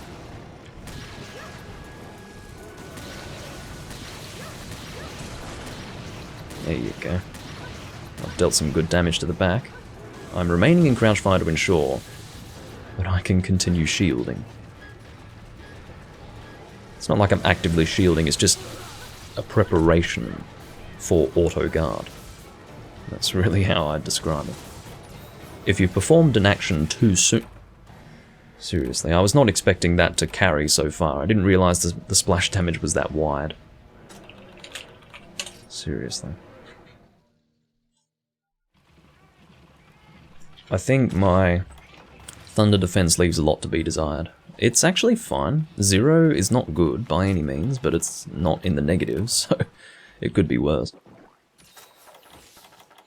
Well, a hitbox like that is fair, Yells, because it's, you know, it's thunder. You would imagine that on a watery surface it would travel a bit. Not that they make an allowance for that. They don't change the hitbox of thunder attacks based on whether or not there's water on the ground, but still, I can't really complain about that.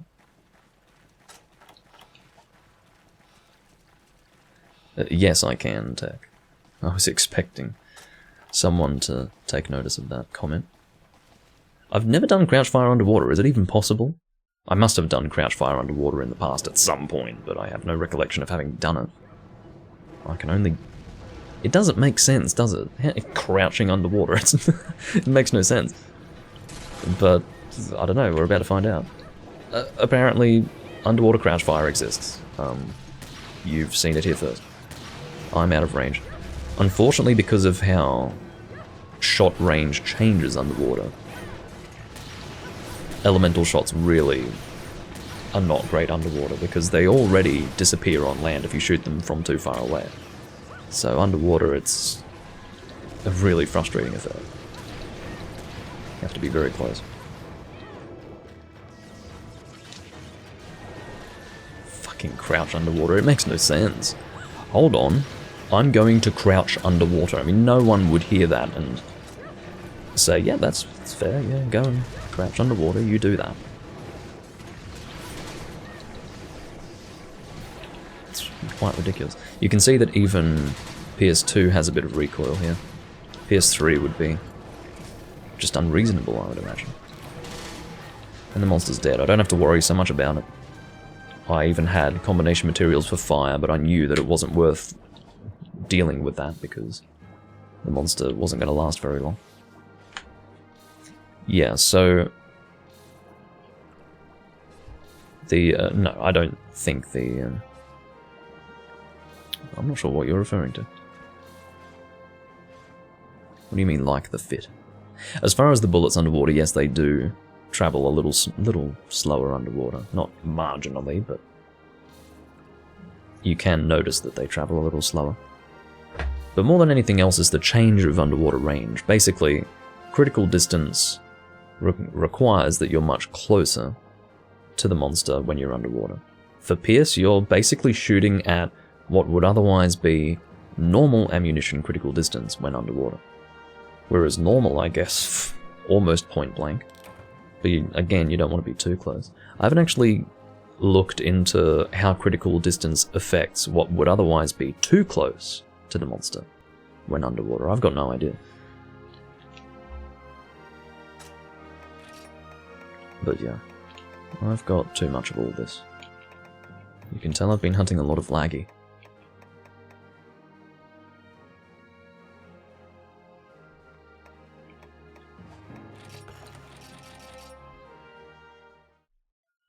Do I like hunting underwater? I didn't at first. That's the funny thing. When Try came out, I was interested in it. I thought, well, this is fun, let's try it. and I didn't like it. And even when this game came out, I thought, yeah, I don't enjoy underwater combat. I didn't think that it shouldn't have been added. I was perfectly open to the fact that it had been implemented, and I felt like it should continue to exist, but I didn't like it. But when it disappeared, and I didn't really play Tri or 3 Ultimate for a number of years, or at least not consistently, I started to develop an appreciation for underwater combat because it was so unique to that generation of Monster Hunter, and that, in fact, there were only 2 games that had it. You had Portable Third, which was a 3rd gen game that didn't have underwater combat. So it became a unique experience. It became something to almost conjure up nostalgic memories of hunting underwater, mostly memories, as opposed to allowing me to go back and enjoy underwater combat. When I do hunt underwater these days, I still don't enjoy it, but I'm willing to make an allowance for it now that I wasn't willing to make in the past. In other words, I really hated it in the past.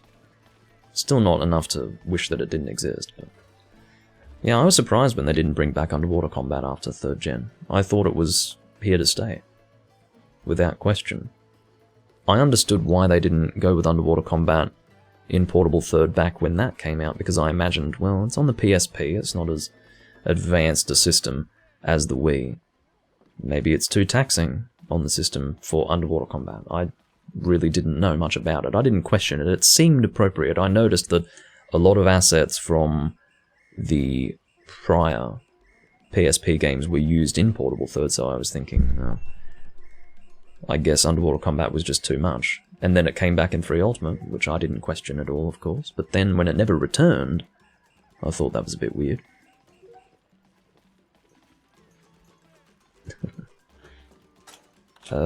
If I'm being told to post, so I'll post something that seems fun.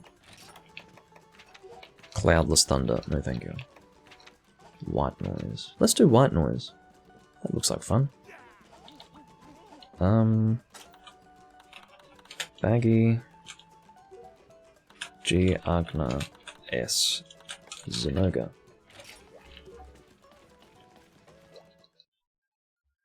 I don't really think I'm going to be playing the future Monster Hunter games, Nigel. I hate them. Well, I can't say that I hate the future games. I haven't played them yet and I haven't seen what they are, but I hate the direction Capcom's taking Monster Hunter in, and I have no expectation that they will return to, you know, this era of Monster Hunter, which is what I enjoy most. 3rd gen is my favourite era of Monster Hunter, and I can still get a lot of enjoyment out of 4th, but by the time you're reaching 5th, no, not at all. So I don't really hold out hope that underwater combat is going to return in the series, because it's none of my business. Monster Hunter, as it is today, is none of my business. I don't care about what they do with it. Keep it away. The last chance Capcom had to win me over was Rise, and they fucking unloaded. They dumped ass on my face with that game. The last chance I gave them was literally worse than what I had previously played in Monster Hunter World, so they can go fuck themselves, quite frankly. What do I want to use is the question. I know what quest we're going to do, but how about Shining Ishtar? Let's do that. Lovely gun lance. One of the best gun lances in the series, actually.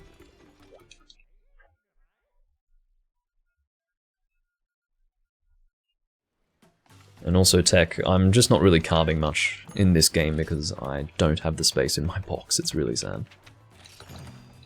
Most of these monsters just...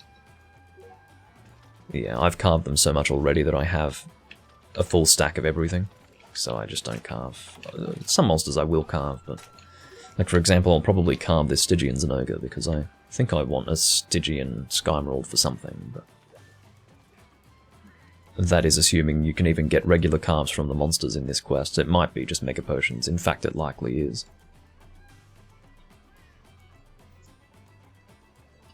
But I love carving. Like, you'll always see me carve in Portable Third and Freedom Unite. I'm a person who carves.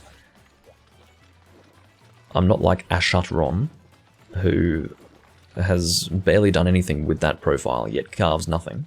I haven't seen Ashutron carve anything on that particular profile. So, yeah, I'm a hoarder. I like to carve. It's part of the Monster Hunter experience. But, yeah.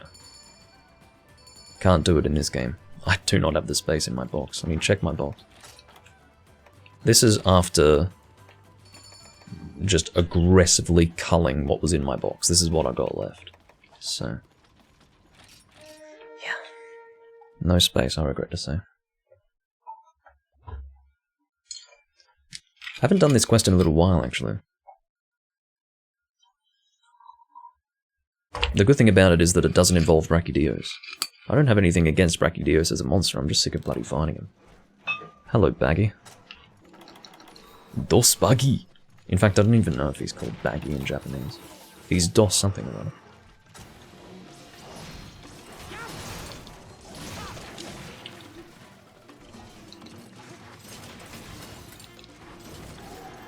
I don't think I was flexing by showing a full box.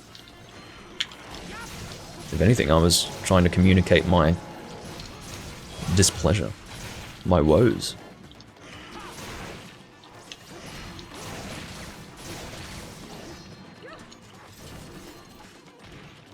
Great Baggy is a monster that I wasn't expecting to not return, by the way. I don't think Baggy's been in a game since this one. Am I correct in saying that? I don't think he was in 4 Ultimate. I know he's not in Generations or Generations Ultimate, but... was he in 4? I don't think he was. So, yeah, he was left behind. Grey Jaggy returned in... did he return in 4? I think he did. The drones were in 4, but I think Grey Jaggy was in that game too, so... lighting at the moment is purely natural lighting. Normally I use a mixture of both, but it's really bright today. The sun's shining right into my rooms, so yeah, if I were to use my room lighting as well as natural lighting, I would be illuminated in a way that would just look ridiculous. I'd look like the second coming of Christ or something. So I won't be doing that. But I did make an adjustment. It was a bit too bright before. But now it's fine.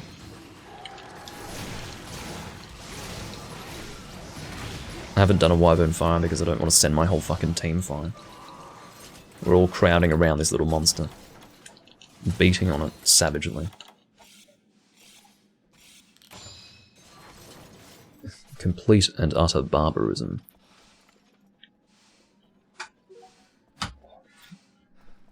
Baggy needs a nerf is what I've been told in the chat, if you say so.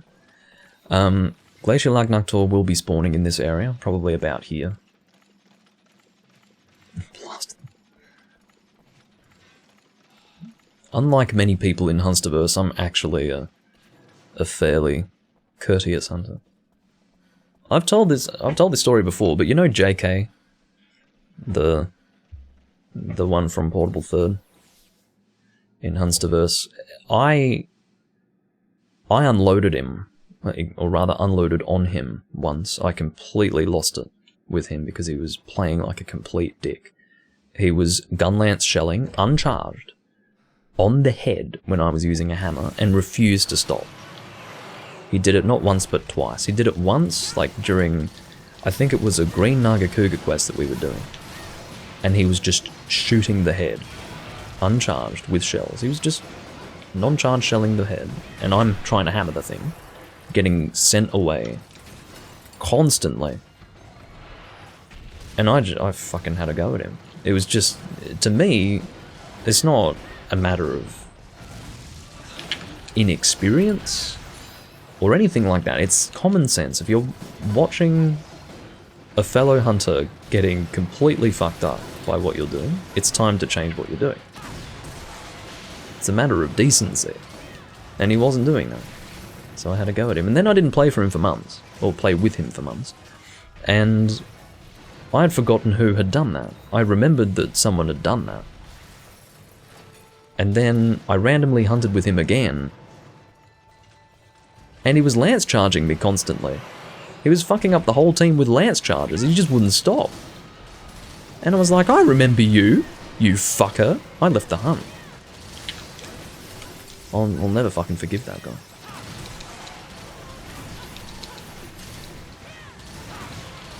This sounds like Nigel.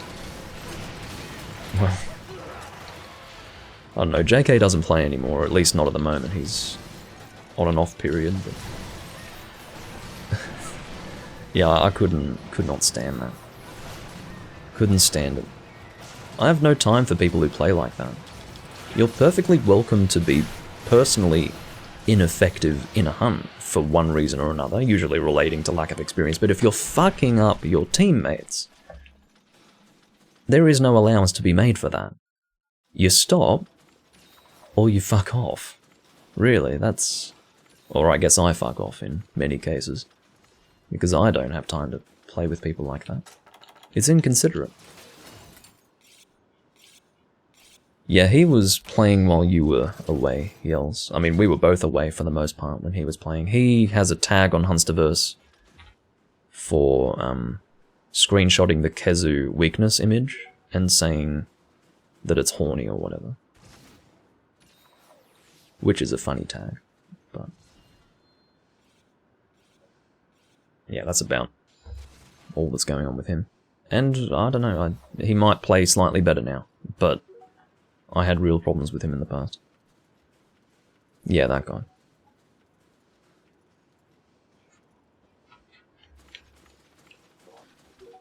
Well, I mean, the weakness image for Kezu on Hunsterverse, at least for the neck and head, is pretty much a drawing of a penis. If you just showed that to someone out of context, they would think that you'd shown them a picture of the penis. Because it's literally got a separate part for the head of what is the Kezu, but in reality looks like the head of a penis. I mean, that's how it's drawn. So, yeah, it is,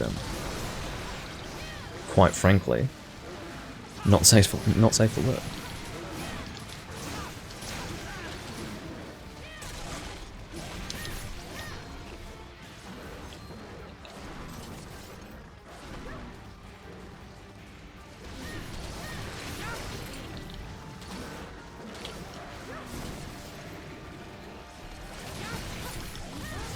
I don't know if poison is particularly effective against Stygians and Ogre. Quite frankly, I have not paid attention to what monsters are resistant to different status, but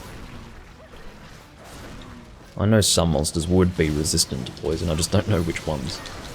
Poison isn't as good in this generation of Monster Hunter as it was in second. I think it was good in first as well, but second was pretty good for poison. More than anything else, I think it was a matter of resistance. I think more monsters are resistant to it now. I think it's about as effective as it was in the past, it's just the monsters have better resistance to it these days. If that makes any sense.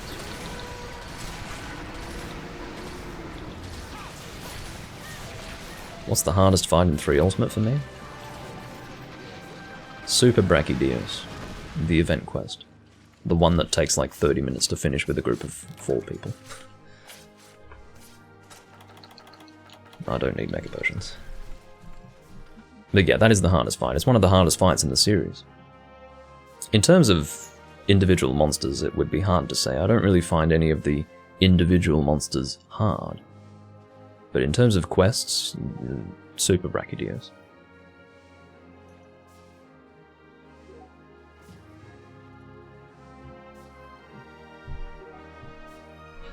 Hey, I'm a corner horner. Don't diss the corner horners, man. There's a reason why you corner horn. It's to ensure that you can get the buff out as soon as possible. The sooner everyone's buffed, the sooner everyone can deal extra damage or be more effective, so... I mean, of course, the counter-argument to that would be, oh, well, do your buffs without getting hit. While additionally hitting the monster. Well, I look at it a little differently to that. I corner the monster. Hey, look at that! Stygian Skymarald, but turns out I've already got 2, so I don't need any after all. I must have... see, I have a memory of needing them in the past, but I might have already taken care of that quite some time ago. I don't know. But I'm always happy to get that. Hunter rank 459.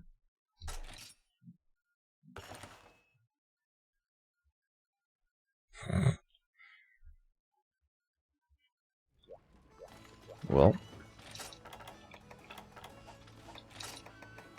I would say that there is less justification for corner buffing with a hunting horn in portable third versus Freedom Unite. But there are plenty of people in Freedom Unite who decry corner horning, even though it is literally a game that forces you to be in a recital mode to play the notes. But fine, I'll be that guy with my stealth set, which is Sneak in the modern games. Yes, I use Sneak with my hunting horn. Live with it. Yeah, the 3 Ultimate servers are still up. I'm playing on the Wii U right now. These are the same servers that were here when the game released on Wii U. And I've basically been playing since then. Not consistently. I think I'd stopped playing for a period of a year. But yeah, this is the same server and it's great. I'm really glad that it's still up. I was always worried that it was going to be closed, and maybe it's thanks to the success of Monster Hunter recently that has allowed them to keep this open. I don't know. I don't know what sort of the financial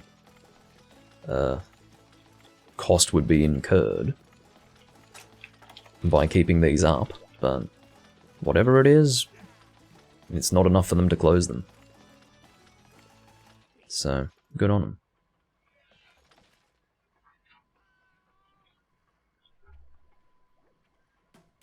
Not sure what the next hunt is, we will find out. I'm enjoying myself though. Good room. It was a bit slow going. I was having trouble at the start of this recording with getting into a room with people wanting to do G-rank hunts. And I do feel sorry for the people who are of a low hunter rank and are trying to rank up with such a small community. Especially when there are people who don't want to do the lower ranked hunts, but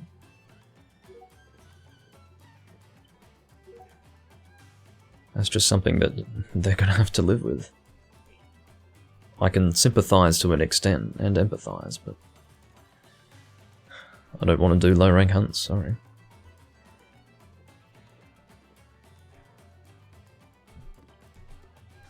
Yes, well. I think there are options for playing online in 3 Ultimate emulated. I'm not sure about the Wii U version, but certainly the 3DS version. I think as I understand it, the 3DS version at the moment is being modded with textures from the Wii U version. In other words, they're blending the 3DS version with the Wii U version to get a 3DS version that plays better than the original, and that works with online play. My plan is to do that.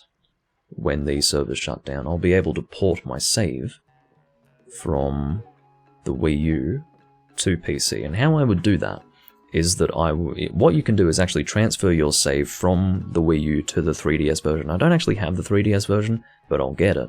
I'll port the save from the Wii U to the 3DS, and then I can take the save from the 3DS and put it on the PC. I've already done that. I've already done save dumping for 4 Ultimate, because I don't play 4 Ultimate on the 3DS anymore, I only play that on PC. So that's already been done. I know the process that is required to get the save off the 3DS, so yeah, I'll be able to do that without issue. I'm not looking forward to needing to do that, because I much prefer to just be able to sit here in the Wii U version and have a community to play with. It's much more simple, but yeah. And quite frankly, I think this will always look better than whatever they make, whatever they mod, I guess, in the 3DS version, but I could be wrong about that, having said that. The 3DS version unchanged looks like a fucking cartoon. I was watching Baines play it. Not extensively, I don't watch him too much, but I tuned in for a live stream that he did when he was playing 3 Ultimate on the 3DS, emulated. And it just looked terrible. It was a fucking cartoon. The heads-up display was woeful. I couldn't believe it. But yeah. Hopefully it can be modded to look a little better than that.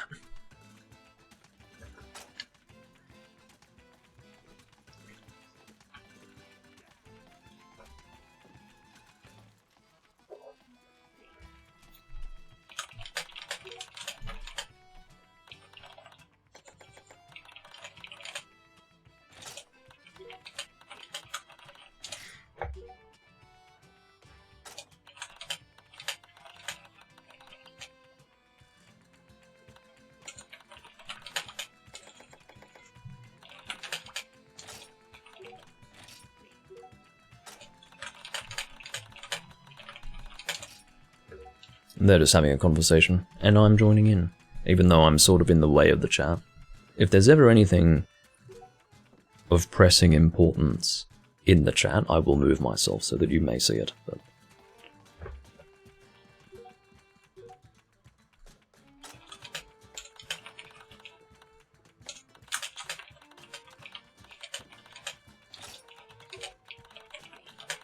we're talking about, well, I may as well show it at this point. Basically, we're talking about censorship in the chat of this game. And, you know, all the effort that they go to censoring words like after, which, as I always understood it, was like a childish German word for but. But it turns out that after in Swedish is actually retard. So that must be why it was censored. Anyway, I'm sure there is a reason why the censoring was done. I'm sure it had something to do with the ratings and... I don't know. I'm sure there was a reason why it was done. It's not because they wanted it to be free of any aggressive language, but they obviously had to put some censorship in order to be able to release the game with a certain rating or something like that. I don't know much about game publishing, clearly. I'm far from learned in that area, but I would imagine it has something to do with that.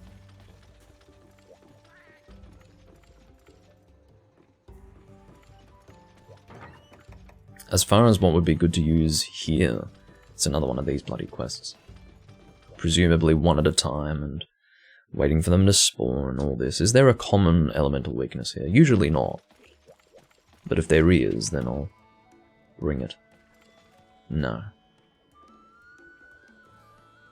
No, not. No. Okay. What would be fun? I'll go poison. Maybe poison, sword and shield.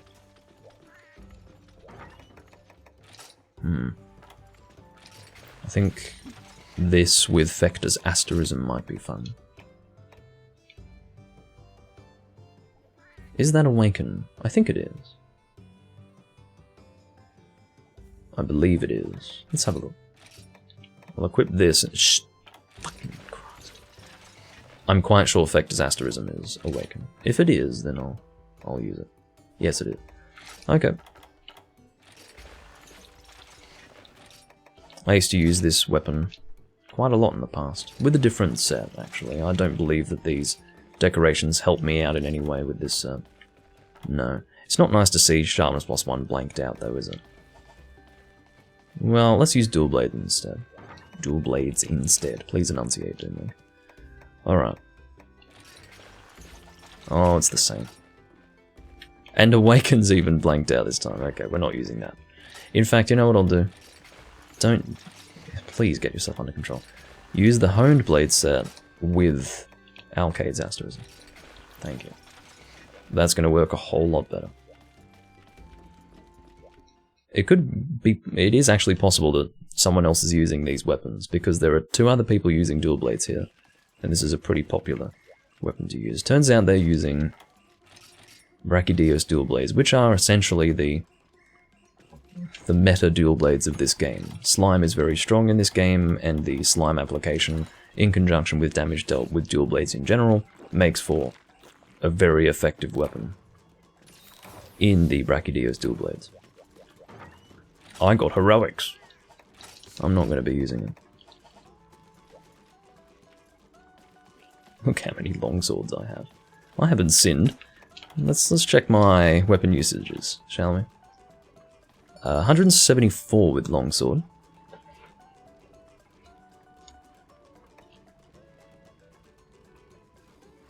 No, I'd say that's fine. Not too much and not too little. A healthy use of longsword. Switch axe isn't looking too healthy, and what I say to that is good. Fuck switch axe. I'm not using longsword right now. I could, but... Okay, next hunt I'll use a longsword, okay? Exactly, N10. That is where it belongs, quite frankly.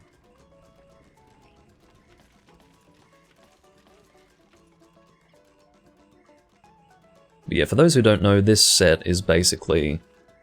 What I'm using right now is sort of a mixed set version of the White Fatalis set.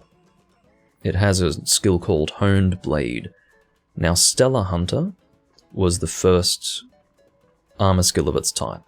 Stellar Hunter disappeared from the series. It used to be specific to White Fatalis, but then it disappeared for 2 games. It wasn't in Tri or Portable Third. It returned in 3 Ultimate as a skill unique to Abyssal Lagia Cruise. And then they got a bit fucking retarded about it in 4 Ultimate by associating it, as I understand it, with Rajang and other monsters. In other words, Honed Blade was way too easy to get in that game, and it really threw the balance of everything out the window. I mean, it was probably fine, it's just you could get incredibly effective armor sets in that game, and part of the reason why was because you could get Honed Blade as well as a lot of other skills. So it was a bit of a mess. But yeah, Honed Blade is Stellar Hunter. Basically the maximum level of attack up and the maximum sharpness increase in one skill. I'll use the heroics. No, I won't. Did Skullbot say that he's going AFK? Oh yeah, he said that he's going AFK, hopefully not for too long.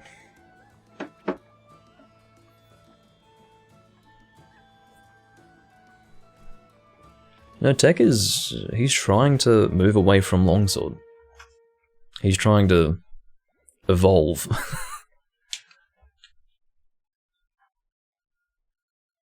But, you know, it's never too late to graduate from Longsword.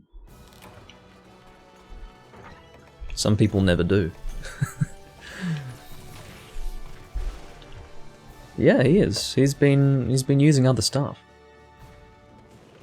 Oh, this is 2 at the same time. Okay. Well, I'm glad that these guys know what's going on. I did not bring smoke bombs for that.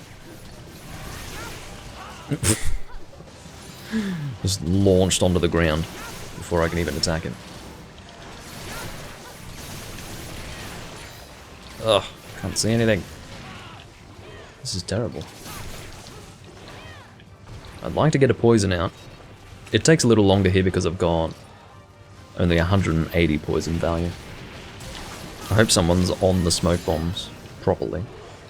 I'm always happy to be the designated smoke bomb user, but I don't have them, so... Looks like Zanz's on the case. He's on the job.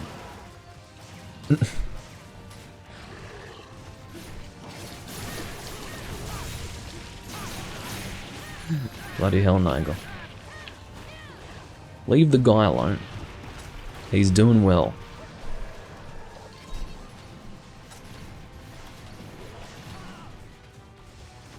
Uh-oh, smoke bomb.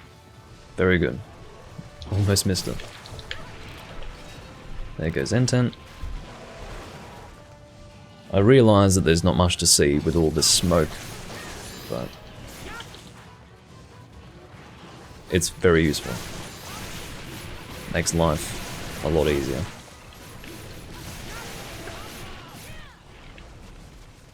The best thing to do during a smoke bomb, though, is throw flashes, because then you can't see anything. I don't know if these guys want to carve in silence, or rather, not in silence, but rather carve with privacy. Seems that they don't, because then another, whatever it's called, smoke bomb could have been thrown to allow for carving without being attacked by this monster, but no, no one needs to carve, it seems. It's just mega potions, but I don't think anyone really needed to heal all that much, except for maybe Inten. Or he might have just died instead of needing to heal. I was flinched with perfect timing, really. I've got Rocksteady on this set. It's not good enough to resist the roar of a Diablos. For anyone who's not familiar with Rocksteady, it was first introduced in this game. Rocksteady basically prevents flinching. Or at the very least it reduces the flinch that you receive, and as a side effect, which turns out to be the primary effect really of Rocksteady, you can actually resist most monster roars, because again, you're this unflinching guy, and it was deemed too strong in this game because it almost trivialized roar resistance.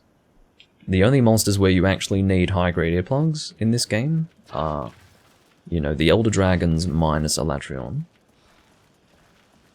Diablos, Giganox, and I think that's it. So, all the other monsters, you can just use Rocksteady and resist the roar. When Rocksteady returned in 4/4 Ultimate, they nerfed it really hard. And they nerfed it so hard that they realized, well, what's the point of even having it in the game? They realized that it was dumb. So it disappeared after 4 Ultimate. And it returned as a fucking mantle in World for some reason. Anyway. Yeah, we're gonna try and Pitfall Trap the Uragan first. Well, just we're fighting the Uragan as opposed to the Duramboros.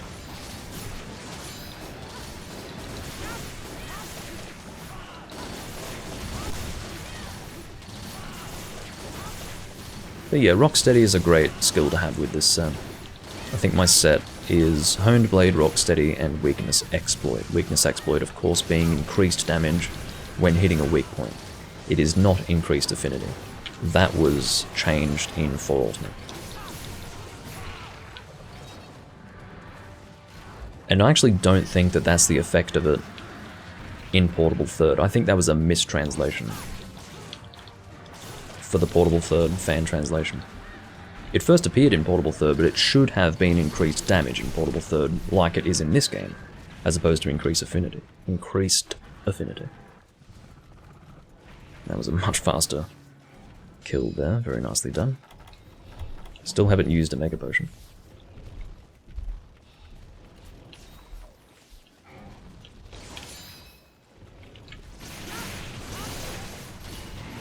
I'll hit this tail a little bit, if possible.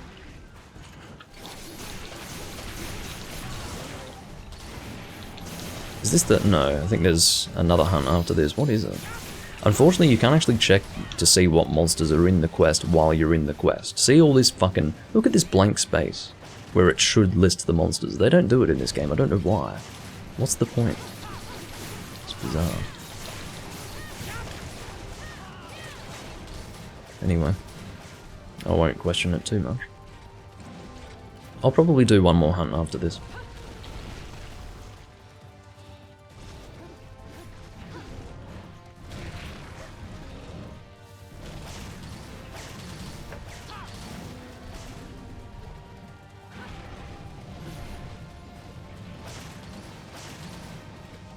And then I'll go play in Hunsterverse or something.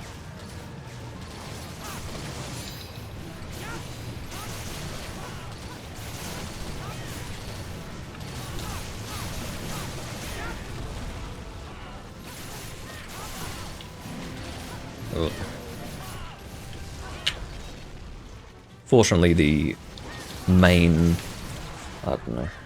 Don't really want to call it hitbox, but where the damage is dealt is on the tip of the tail, so... you've got that big open space where you don't have to worry about being caught in anything. The distance between the body and the tail basically is a big... oh, was that it? I thought it was 5 monsters. Okay.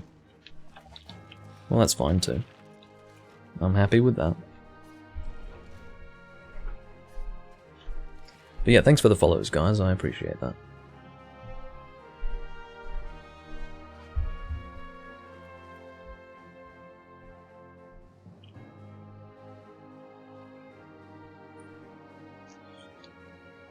Technically, that's a better hunt than the last one that we did in the arena. It makes more sense for all of the monsters to spawn in pairs. I do prefer that. It requires the use of smoke bombs.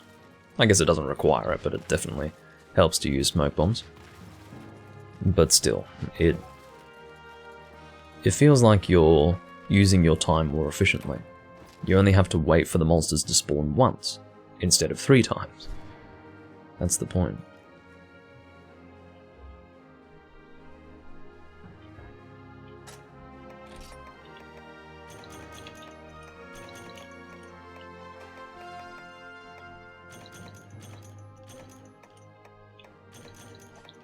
I'm not taking these... whatever they're called. I just forgot what they were called, strangely enough. Those red tickets. I'm not taking them anymore. Although I don't think I've really decided on how many stacks of it I want. I might take it down to 1.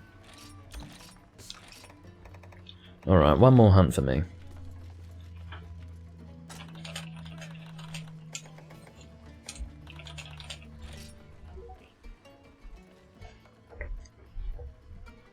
It's been a good run.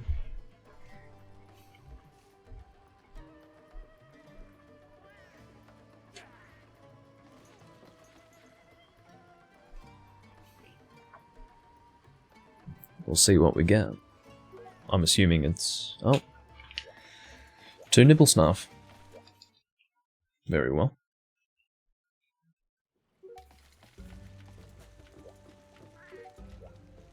Oh, apparently it's almost 4 in the morning where Zanza is. He is no doubt in Europe somewhere.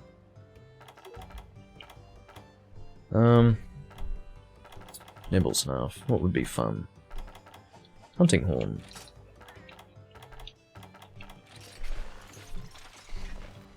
I'll bring my very ugly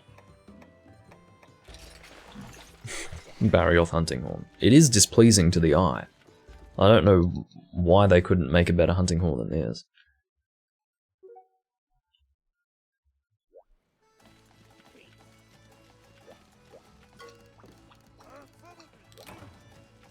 VE ticket. Go away. In fact, I probably need to cull my VE tickets. I'm really not going to get any use out of them. Let's just sell that. There we go. Why do I have so few deluxe tickets? Only 42. I guess I get them. I guess you don't get them all that often. Only 42. No, this is a Barioth hunting horn yells. I can understand why you would think that. It looks like it's got 2 big horns on it. Much like a Diablos, but no. You can see the... it's so ugly. You can see those tusks. You can see the Barioth tusks sitting on it. It's just... it's an awful hunting horn. Truly terrible. But it is the best ice hunting horn of the game. At least as far as I'm concerned. So that's what I'm using. And it's very annoying to make. You need like 10 Barioth spikes for it. You're not even guaranteed to get a spike from a low rank or high rank Barioth when you kill it. So, yeah, getting 10 of them is annoying. I don't know what they were thinking with that. Frigiguiro. Lovely. In terms of the songs, I will confirm that now. Okay. I'll probably do... no, I don't need to do hearing protection because we're fighting Nibbles now. So I'll just do... I mean, if everyone wanted to save their cool drinks, they could. Because I've got heat cancel on this hunting horn, but I don't think anyone's going to save their cool drinks. I suppose I could do heat cancel on myself, just for fun. Yeah, the horn, in terms of how it functions, is good. It just looks like shit. Alright, heat cancel. What's the song again? It is... that. I'm being truly retarded, but I guess I'll start with self-improvement.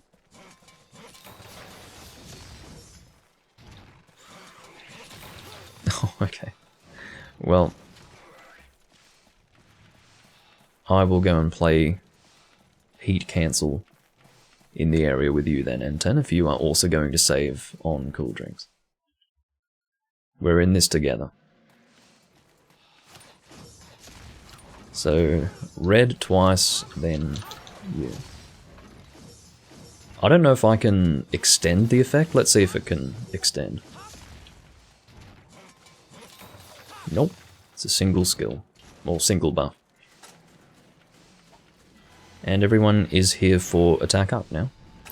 I will confirm the order of notes. Okay.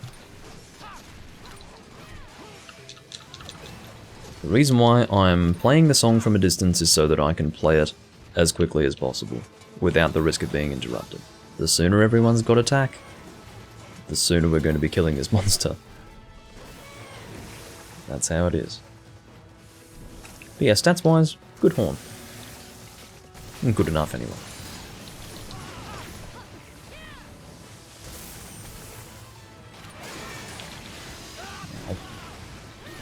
Anyone fishing him? N10's going to. And Zanza. Very well. I will make an attempt to get a KO. Right? Do I have Knockout King on this set? I might. My old Hunting Horn set had it, but my new one might not. I did recently remake this Hunting Horn set, like a few months ago.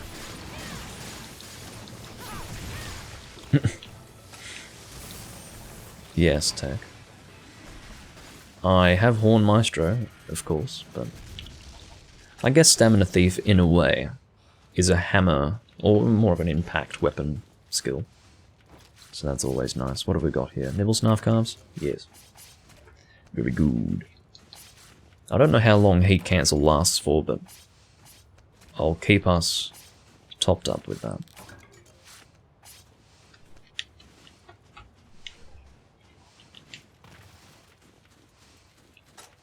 I don't know if the other Nibble Snarf is there, or... Yeah, he is. Very good.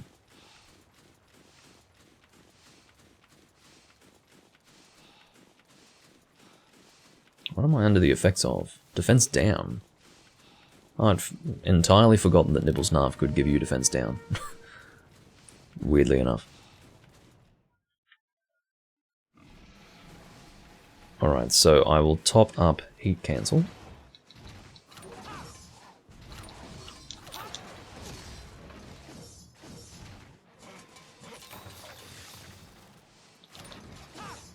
These guys are probably like, why are you playing Heat Cancel?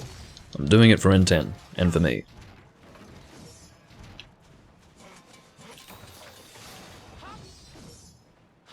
You couldn't be corner horning harder than this, look at this.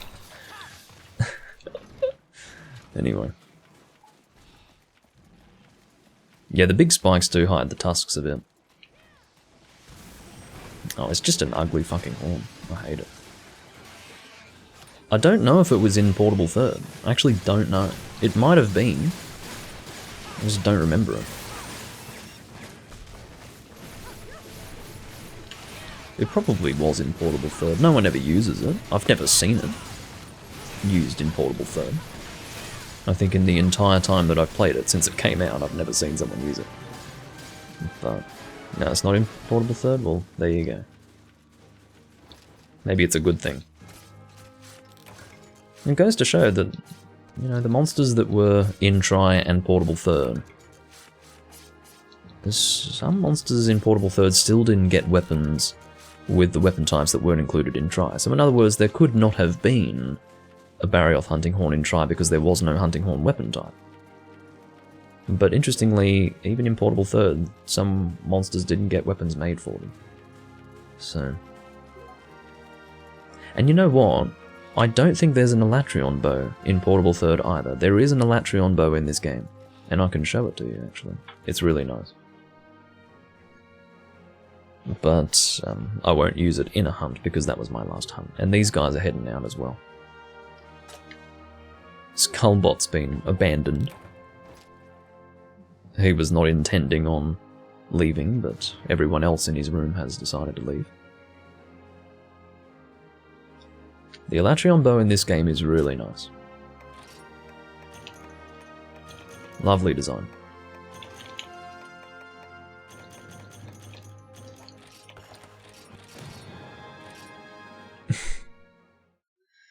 Why is Nibble Snarf giving you trypophobia?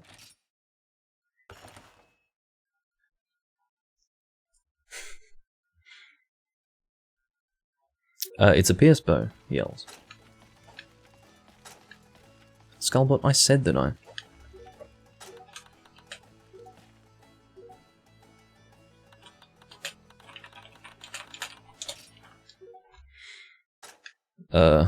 Oh. He's asking if I'm going to do 2-player arena. Sorry, Skullbot. I was the first person to announce their departure. Anyway, bows. Well, what I can do, it's better to showcase it in the preview. So I'll go and head into weapon crafting.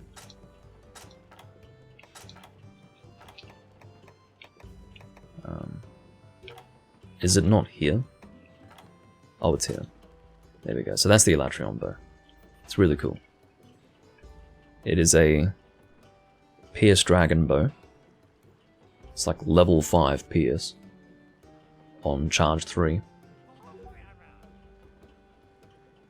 And it's one of my favourite bows in the game for sure.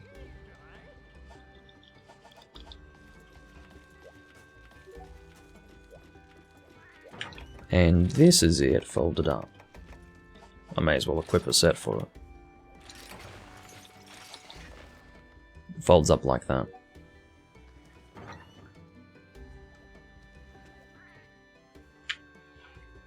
Very nice bow.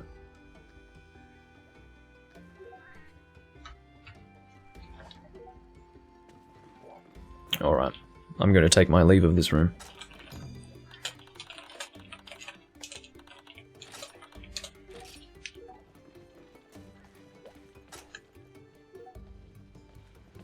Alrighty.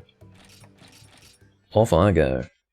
And I'm going to finish up the live stream too. I thank you all for joining. That was a pleasant surprise. I don't record all that often these days, unfortunately, because I'm a bit busy, but yeah, I do thank you all for watching. I'll see you next time I'm recording Monstarter or anything else that you'd like to watch. I might do some Twilight Princess a little bit later on in the day, with no expectation of the Hunsterverse guys joining me for that, but I will probably be doing that. But yeah, I bid you all farewell for now, and yeah, sit tight for the next recording, I suppose. Bye-bye for now.